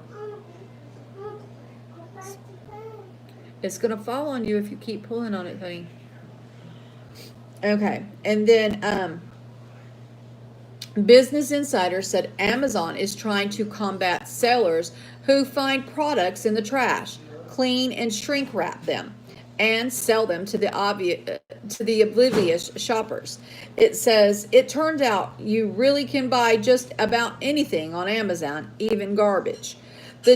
That's according to a new report from Wall Street Journal's Kadir Savdar, Shane Shiflett, and Denise Bolston, who not only found sellers offering items sourced from the trash, but were able to set up their own Amazon store with products they found in dumpsters. Amazon sellers, the journal spoke with, described finding discarded items, cleaning them, and sometimes shrink wrapping them to look new and putting them up for sale on Amazon website. One seller told the journal he sold products like humidifiers and keyboards that were salvaged from the dumpsters for over a year through Amazon Prime. Oh, isn't that just lovely, guys? To test the rigors of Amazon's screening process for itself, the journal sent reporters dumpster diving behind stores like Michael's and Trader Joe's, finding new or unopened items they could resell on Amazon, and it worked. The journal was able to sell multiple items through Amazon, including a jar of Trader Joe's lemon curd. That would be nasty, guys. In response to the journal's reporting, Amazon updated its policy to specifically forbid sellers from offering items that came from the trash, which it said has already been inconsistent with Amazon's high expectations of its sellers and prohibited by Seller Code of Conduct on Amazon, which requires that the sellers act fairly and honestly to ensure a safe buying and selling experience. Let's see, I'm just I'm going to jump down to the bottom part of it. It says, this isn't the first time Amazon's modernization process has been called into question. Earlier this year, another journal investigative found more than 4,000 items for sale on the platform that had been declared unsafe by federal agencies. Of those products, about half of them were toys and medications that were missing labels, warnings of health risk. Part of the reason why these are issues run rampant is the sheer scale of Amazon's sale platform. The company says more than 50% of the total unit sales come from independent sellers. Amazon policy items for sale using a combination of artificial intelligence and manual systems, it told the journal. But clearly some products, even those from dumpsters, have found ways to slip through the cracks. Is that just not crazy, guys? Watch what you're buying. I mean, I don't know. I don't buy a whole lot off of the internet, and if I do, it's on a rare occasion. So I would just tell you, be careful where you're buying your stuff at. Okay. Yet another ring from camera systems was broken into, and at this time the intruders used it to harass the homeowners. And this is from Business Insider. It says yet another Ring home camera system was accessed by intruders, and this time the intruders used their access to harass the homeowner. In the swanky Los Angeles suburb of Calabasas, a woman identified only by her first name, Tammy, said her family's Ring cameras were accessed by the intruders. Worse, those intruders then used the camera's speaker system to demand horrible things, she told the Los Angeles CBS affiliate. In a video captured by the Ring camera itself, the intruder can be heard asking Tammy to show me some explicit things. It's just at the latest example in a recent spat of Ring cameras intrusions, the first of which involved an 8-year-old bedroom camera being broken into. In the first case, the intruder can be heard saying, "I'm Santa Claus, don't you want to be my best friend?" Ring, an Amazon-owned home security company, is pointing to users as the security flaw in these incidents. Unfortunately, the same username and password is reused on multiple services. It's possible for bad actors to gain access to many accounts, the company said last week. And there's just a little bit more, but that's sad, guys. I mean, I would not be buying no camera, no Ring, no nothing, so people could spy on me. It's just sad. I mean, we have enough to deal with trying to cover up our phones and stuff so that they can't watch us that way, let alone let outside people, besides the government, take pictures of you or whatever. Show me your socks. I love socks. Show me your socks. What the heck are you talking about? Are you being in the camera now? You want to see the socks? You're a sock man. Let's see. Okay. So this article here comes from Sputnik, and it says two huge asteroids, each capable of destroying the entire city, heading towards Earth. Report. Celestial objects and space debris hit our planet almost on a daily basis. However, they don't pose any danger to humanity, as only enormous meters as asteroids are able to reach the Earth's surface and not burn up in the atmosphere. That is when the main characters in our article come in. The huge 2019 XF and enormous 216258 2006 WH1. Two humongous asteroids, each capable of annihilating an entire city, are approaching our planet, NASA reported.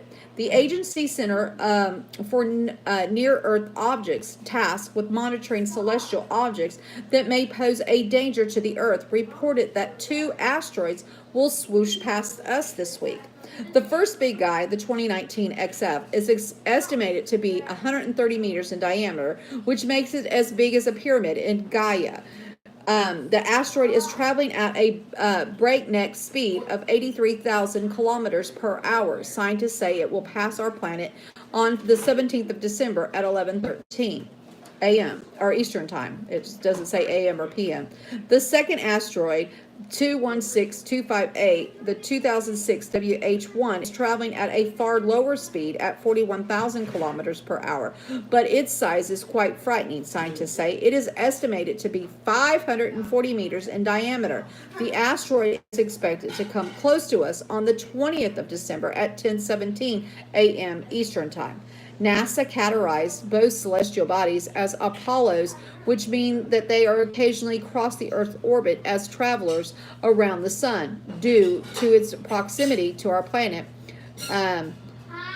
216258 2006 WH1 is categorized as potentially hazardous. Both celestial bodies would leave enormous craters on the ground and destroy everything within the area as large as a major city. If they fall in the ocean, the impact would create massive tsunamis that would wipe out coastal areas. However, researchers say that these two do not pose threats to us.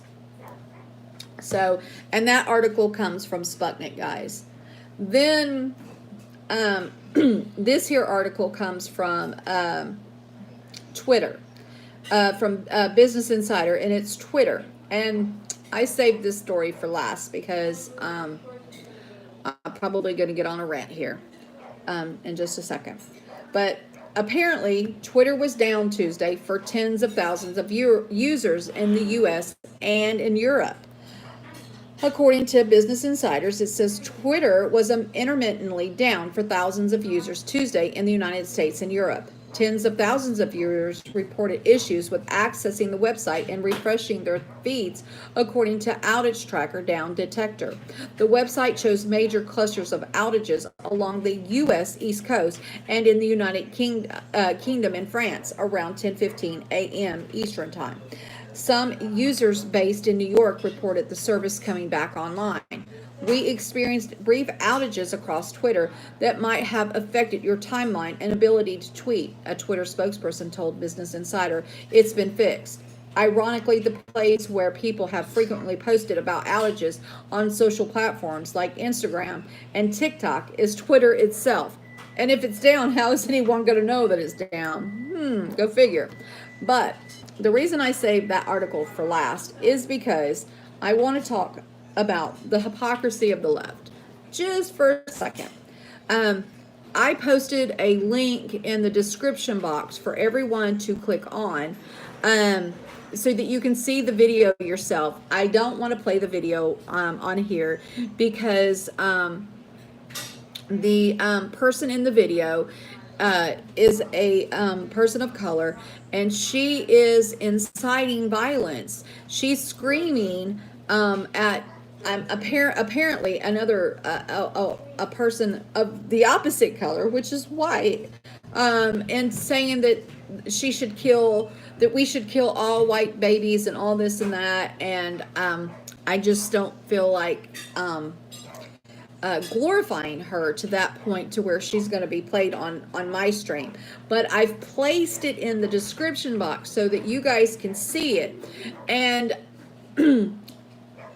my mother responded to this video, or not to this video. She did respond to it. She's the one that posted it, Martha, if you see her comment in there. But and that's who I got this the video from, off of Twitter. But she had apparently made a tweet about the deep state, that how the deep state needed to be held accountable and tried for treason. And she literally, because of that tweet, got locked out of her account. She was seriously locked out of her account because she said the deep state needed to be tried for treason. And that, I mean, it wasn't that she was threatening the deep state or anything to that nature, but she felt like the deep state needed to be tried for treason. I believe she did say that they need to be hung, which, you know, hey, that's pretty harsh, but that is what the consequences of it if you are found guilty of treason is, you know, it's death. So the mere fact that she made that statement and was locked out of her account and had to delete that comment. And then we have this woman inciting violence against white people, and nothing's happening. The video is floating around Twitter. To me, in my opinion, is ridiculous. And here, you're not supposed to be able to incite violence of any sort towards any one group. So has there been a new definition of racism that I don't know about? Or are we living in an era where it's not, you can't be one color or the other, and you can't speak out against unlawful actions, or unlawful illegal criminality. And if you do, then you've got to be careful of who you're speaking it about, or by God, you're going to be in trouble. Anyway, that is the headlines that I have for today. But I just wanted to throw that out there to see if there had been more, news or a definition change of racism that I didn't know about. And why are we being targeted like this? It just doesn't make sense, guys.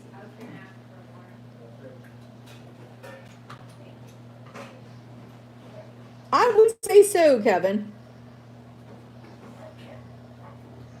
Well, and that's it. And I do not like any kind of racism at all. I don't think that somebody should attack her or be screaming the opposite. I'm against all racism. I want everyone to get along. I say rise above these stupid things. But uh-oh.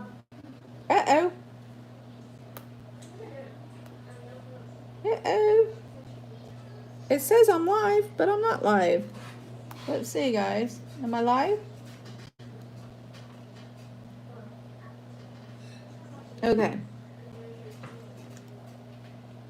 I lost myself. I don't know if I buffered anywhere else, but I went crashed over here. But I say we got to love everyone, and we've got to rise up. Okay. We've got to rise above all this. We cannot feed into this hatred, guys. And so I don't know how we're gonna get through the next year, because it's supposed to get tougher on those social platforms. It happened to you too. Yeah, my other device over here, it crashed off, but they said I stayed live everywhere else. So I guess maybe it was just my internet here. I don't know. But it's hard, we're getting into uncharted territory where you're not able to, use freedom of speech, but that we make allotments, and we're allowing people to, use hatred and racism in a different format, and it's okay, and they're getting away with it. And that's not okay. Not okay on any platform. No one should be spewing death to any one person, let alone, children or people of any color. And so I was really shocked that nothing has happened to that individual, and that it's still floating around there. You're trying to be good, but it's hard, huh, Colleen? Oh, no. Yeah, Colleen, I know. Like I said, I looked over and I saw that because I was trying to read the comments. Crazy. But it still said over here I was live. It never stopped on my phone, just on my device that I was reading the comments from. Go figure. Kind of weird. But anyway, I do pray that somehow they put a stop to this racism somehow, some way, and defend your constitutional rights. Freedom of speech is very important, but it really truly does seem like there is no constitution, that it has been completely and utterly destroyed, guys. And certain people have rights and other certain people don't, and it's wrong. But everybody should be treated equally.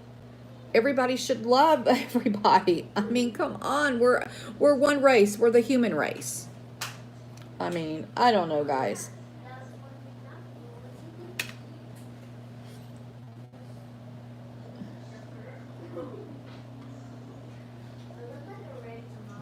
I saw that. I did see that. I just didn't really feel like reporting on that one. Shannon, I mean, China and their aircraft, I mean,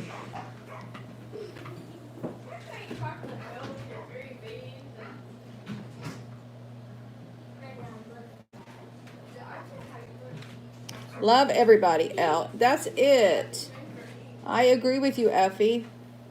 We have to love everybody. We got to stop all this. Rise above it somehow. They do, and you can see it clearly. I mean, it's sad. But I'm going to definitely say that word that you just said, Shannon, is probably one of those words that we cannot be saying. So we're going to call it the DS. So if you hear me say the DS is you know who, what Shannon just wrote.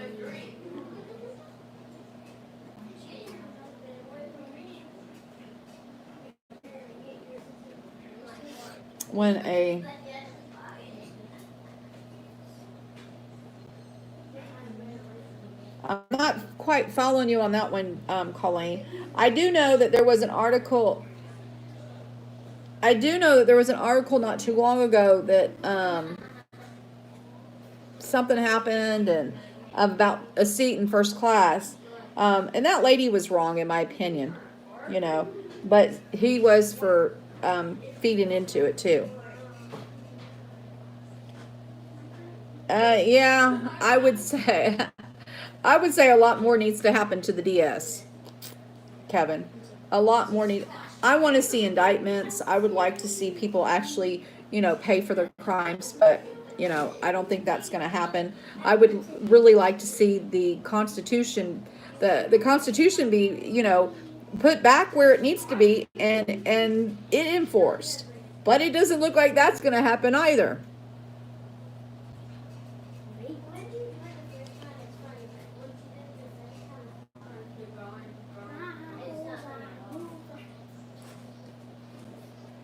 Yes, all men are created equally in God's eyes and are all guilty for their sins. Exactly, Helen. And that's what I say.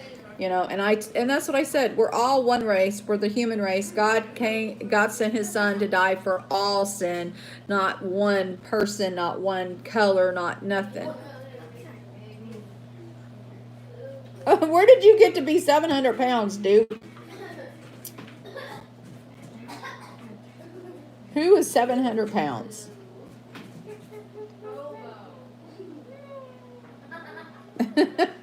You guys are crazy. Hi, Hooflung. How are you, honey? Haven't seen you in a while. I saw you in, I don't know, a chat the other day, but I didn't get to say hi.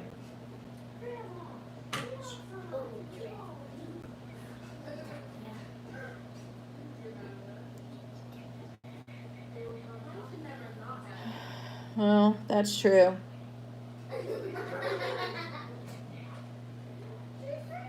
Exactly, Brandy, and that's it. And that's what I said. The Constitution, and what the Constitution actually says, the Constitution is the supreme law of the land. The Supreme Court is to enforce the Constitution, not make new laws. They're not supposed to make laws. The laws are supposed to be made in Congress. But, of course, that hasn't stopped them from doing so. So every branch of it is out of order and corrupt and needs to be, reined in. And they need to get back to the basics. They do. They need to, reenact the Constitution, because obviously it's been, you know, somehow shredded, or I don't know, misplaced, or they don't know what it is. Maybe they need to go read it. Marv should be on tonight, honey. I do hope he's on tonight. I haven't heard, but I'm pretty sure he'll be on.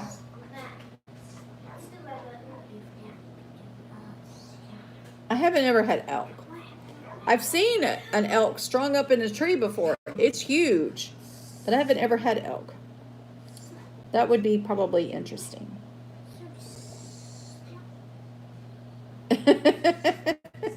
And Deb has her eye on Duke. Okay.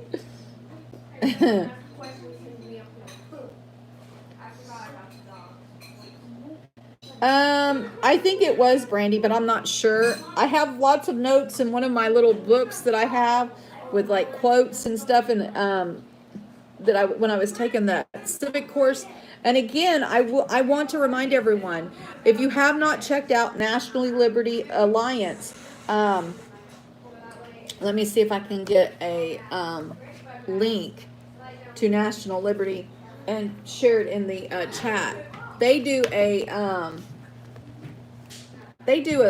civic course that is free, and it's really worth taking. Let me see if I can get that link real quick.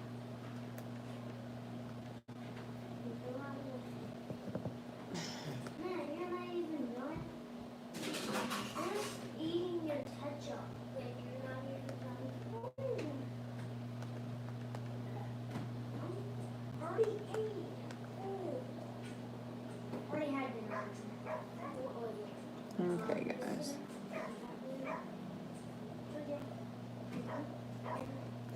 What dinner?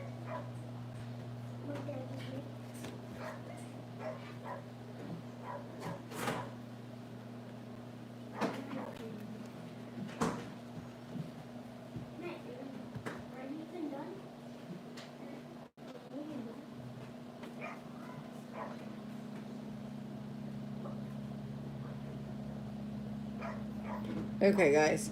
Here is that link for National Liberty, guys.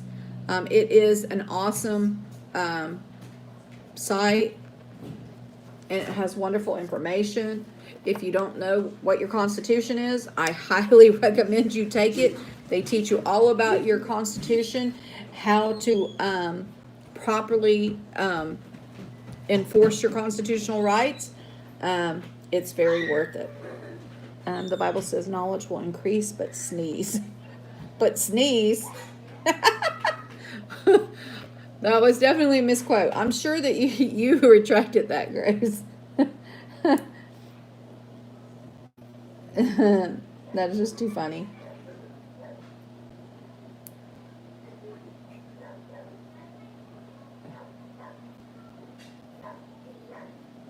You want to send gifts, but it's not the. I don't have a post office box, and I've thought about it. Maybe I can go get one next month. I will check into that, Drain, about getting a P.O. box, and I will. Okay, I will do that. I will definitely do that. I can't give out my address because my husband would shoot me, and that just wouldn't be safe. So I'm an airhead, but I'm not that big of an airhead. And not saying anything about you, but I'm just saying, there are other, but I will do that next month. I will. And I really have seriously thought about that. I just haven't done it. But anyway, guys, it is 7:00, and I guess Kevin doesn't want to call in, so P.O. box can be free sometimes. Yeah, but I think the only way you get a free P.O. box is MG is if you don't have like an actual address, or the mail can't run to where you are. I think that's the only way you get a free one. But I sure can try.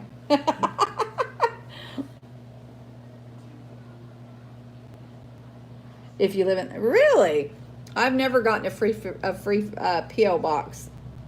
That is for sure.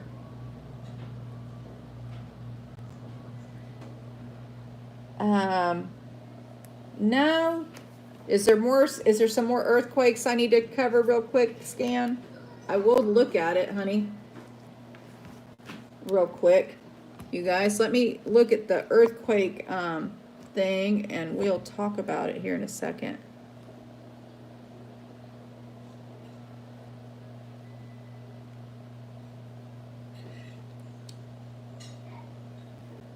Not quite sure. Hold on.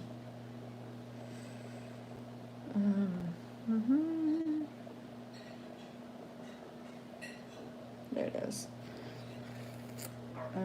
Ta-da-dum-dum.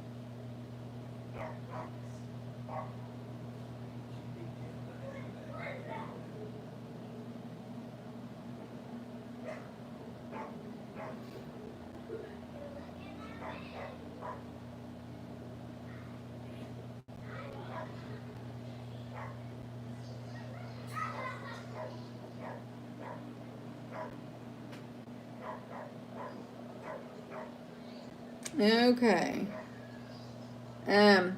I do know that there's been like 40 earthquakes this day, today in California. I saw some a post or a tweet. They said something about there'd been 40 earthquakes, but there has been in California, but there's been quite a few today. They've all been small though. There was a 5.1, it said, in Asia, in Japan, in Okinawa, an hour ago. There was a 5.1 in Okinawa. And then there was a bunch of 4 points and 4 2s and 3s. There was a 5.3 4 hours ago in the Pacific Ocean West in the New Caledonia. And then there was another one 4 hours ago in the Philippines. I wonder why that isn't being picked up. I guess because they don't report anything if it's not a 6. That's just crazy, Scan. Crazy, crazy, crazy. But very active, again, these earthquakes. Crazy stuff, guys. And again, let me share this link with you guys. Because if you're not going there, I mean, I like the USGS, but I really do like this link better. Did it cover the short-term events? No. Let me look at the short-term events. Scan, and let's see what we got going on in the short-term events.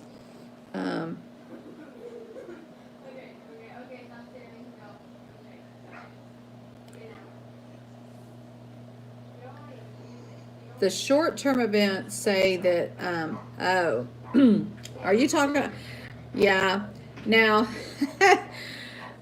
I don't know if I said this yesterday, but I know that whenever you will notice, you'll get information on this on this page quicker than the news media covers it.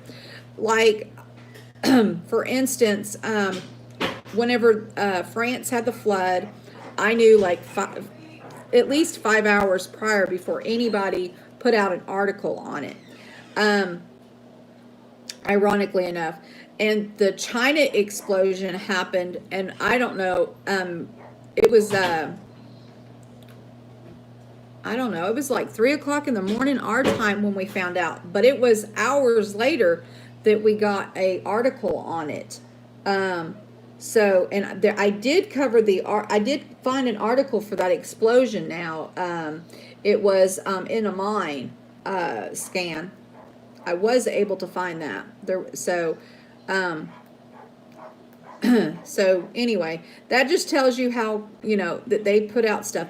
And actually, in all honesty, because the situation about the pneumonic and the bubonic plague isn't listed on here because China is really controls everything that gets put out, and that should be in the long-term events, and it's not on here. It's not anywhere on here as an epidemic. even though it's only 4 people, it's still a serious threat, but it's not listed on there. So I thought that was kind of rather interesting that they didn't have it listed. But anyway, but that is it. I know there's been a lot of explosions in their minds. Yeah, and that's what that article that I read, Scan, did say. There had been quite a few, and there was 14 deaths from that explosion, and 2 people still stuck. India tested a new missile today. Did they? Let's see if I can find an article for India. And I will share that. Thank you, Hoofla. India.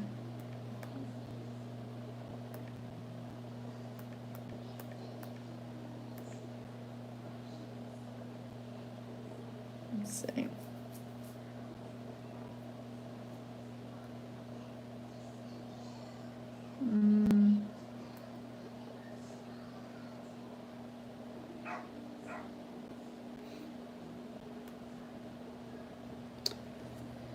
If you don't type it in, just so.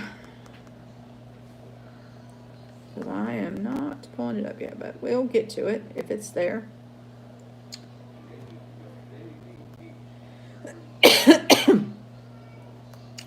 Hooflung, I'm not finding a recent article, but not to say that there's not one out there. Give you a second and let you find it again. Okay. Like I said, let's see. I can go to India Today too.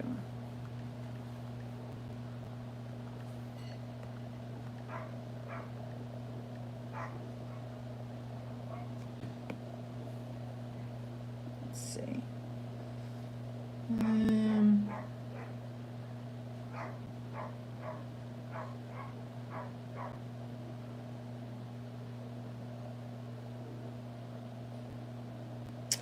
Yeah, I'm not finding anything, Hung, but I will give you a, if you find it, let me know, and I'll give you a wrench if you want it. I'm not seeing it, though. I am not seeing it. And I went to India Today, because India Today usually, that's my go-to site for stuff that you don't, that happens in India that they don't publish in other places, but I'm not seeing it here, and there's probably other sources. Yeah, hold on, let me give you goodness sakes, hold on. Okay, hold on. Okay, you should be able to try. You should be able to do it, Hooflung. So go ahead, knock yourself out.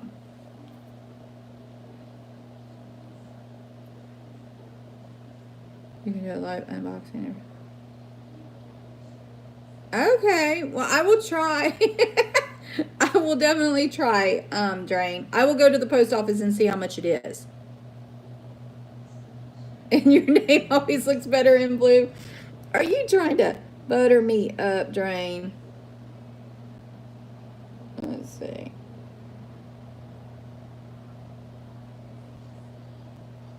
That's the link. I don't see a link. It was too long. Okay. You're good. The link is too long. What was the name of the article? It takes away the spanner. What was the name of the site, Hooflong? If you give me the name of the paper, I might can find it. Yeah, or MG can find it. One of us can find it if you tell us the site. But I couldn't find anything on it.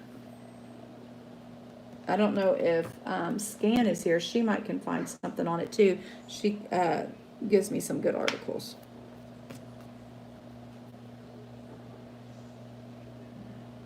Oh my goodness sakes. Duke, you're too funny, honey. Ooh. Y'all are so silly.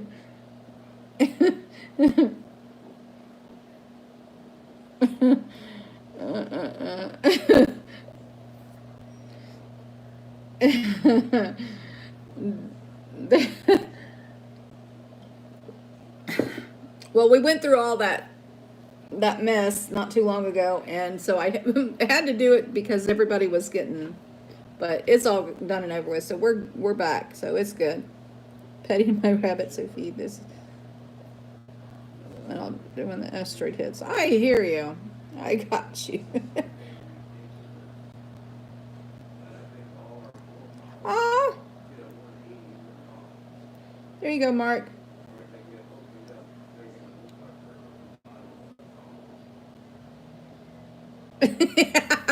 Right? I know. Now you have a job to do, Duke. You spoke, and now look.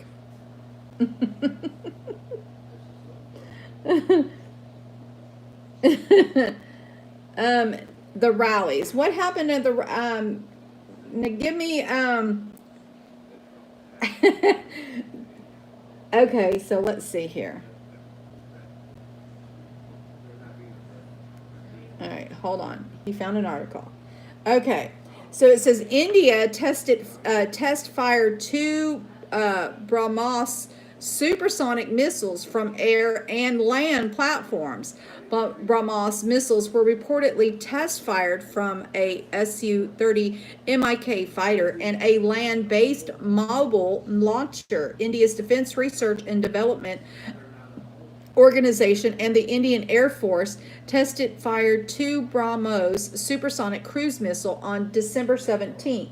The Indian Ministry of Defense said in a statement, an air-launched BrahMos, a missile, was reportedly fired from Sukha Su-30 MKI fighter aircraft against a sea target, while a surface-to-surface variant of the missile was fired from land-based mobile launcher against an unidentified target.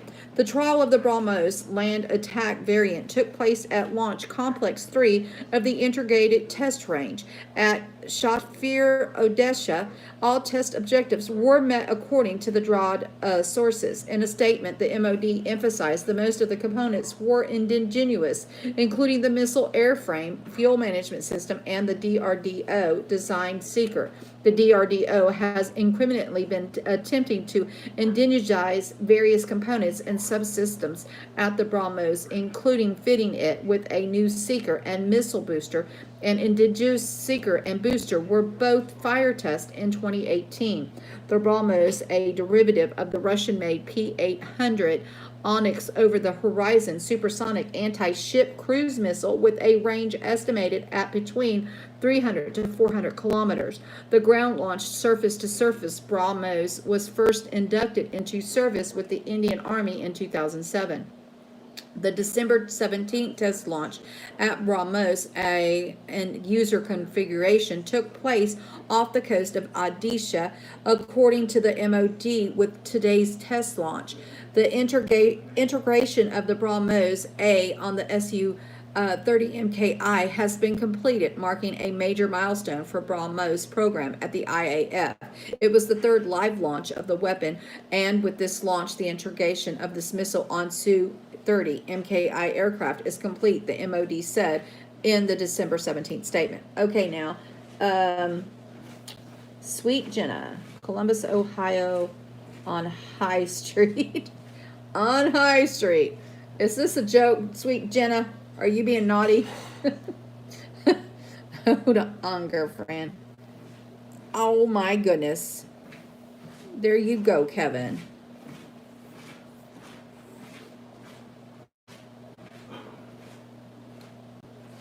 I have to send a gift just to let you know. Yeah, that's right now. When I get this P.O. box. No, not a joke. Okay, hold on. Let me get it. And I will have to update the Wixit site here. Hopefully my phone doesn't die, but let me see. You said Raleigh in Ohio.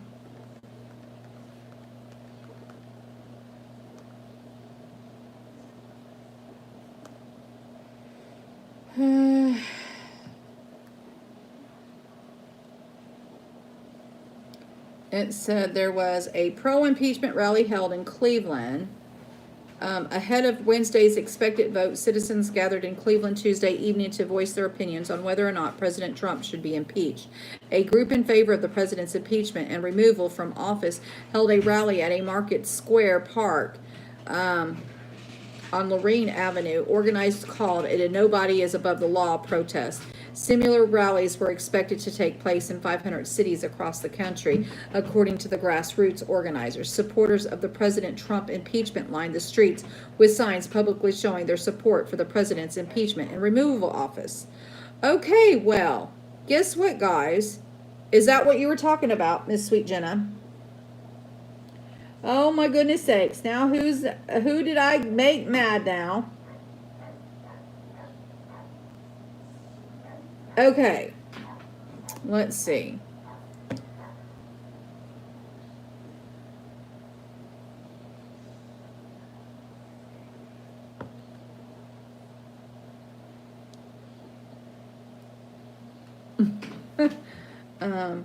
Hopefully hold on, guys. I'm gonna have to. We're making a move again, guys.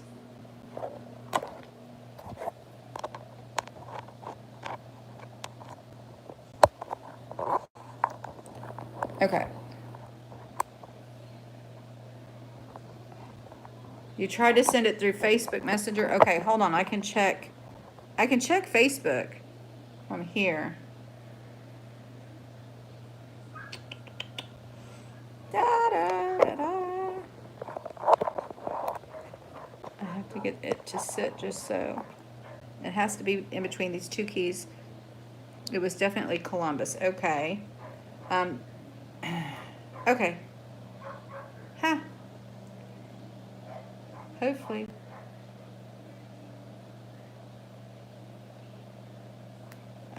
Oh, it's a live feed. A group of people have gathered on High Street to show their support for the impeachment vote expected to happen tomorrow in the House of Representatives.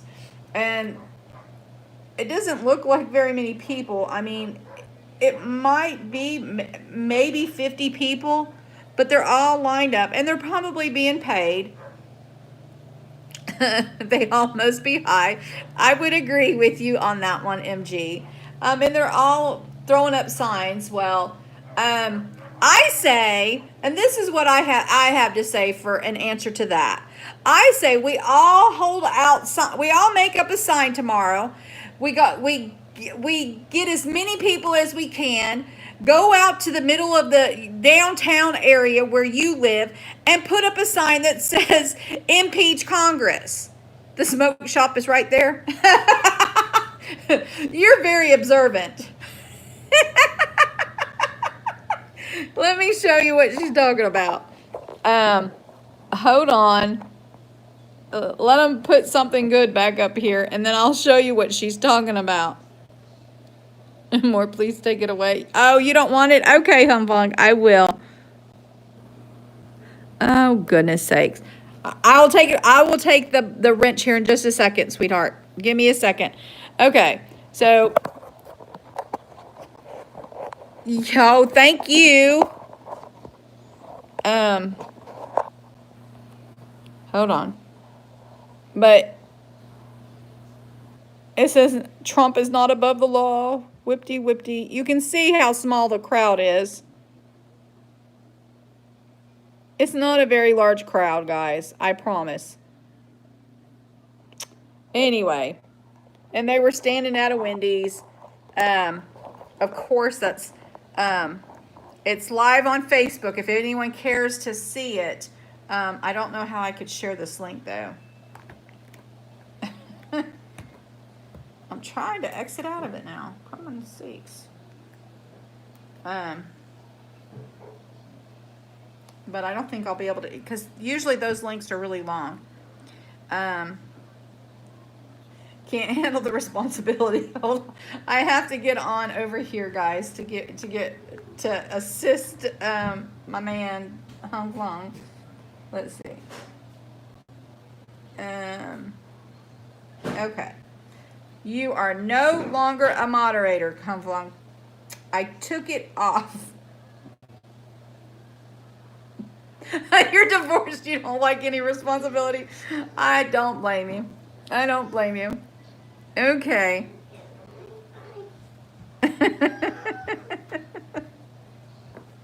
Oh, goodness sakes, you guys. You're too funny.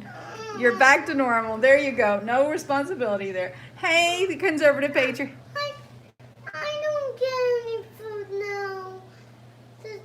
Because all the food's gone. Oh, all the food's not gone. Okay, guys, I've got a little one that's ready to eat. So apparently they didn't make her plate and she thinks all the food's gone. So I'm going to get off here so I can feed her. But I will be back in about 45 minutes for Bible study. So hope to see, yeah, hope to see everybody, mini voice, yeah. Hope to see everybody at 8 o'clock for Bible study. And you all have a blessed day. Bye, guys. Thank you, conservative patriot.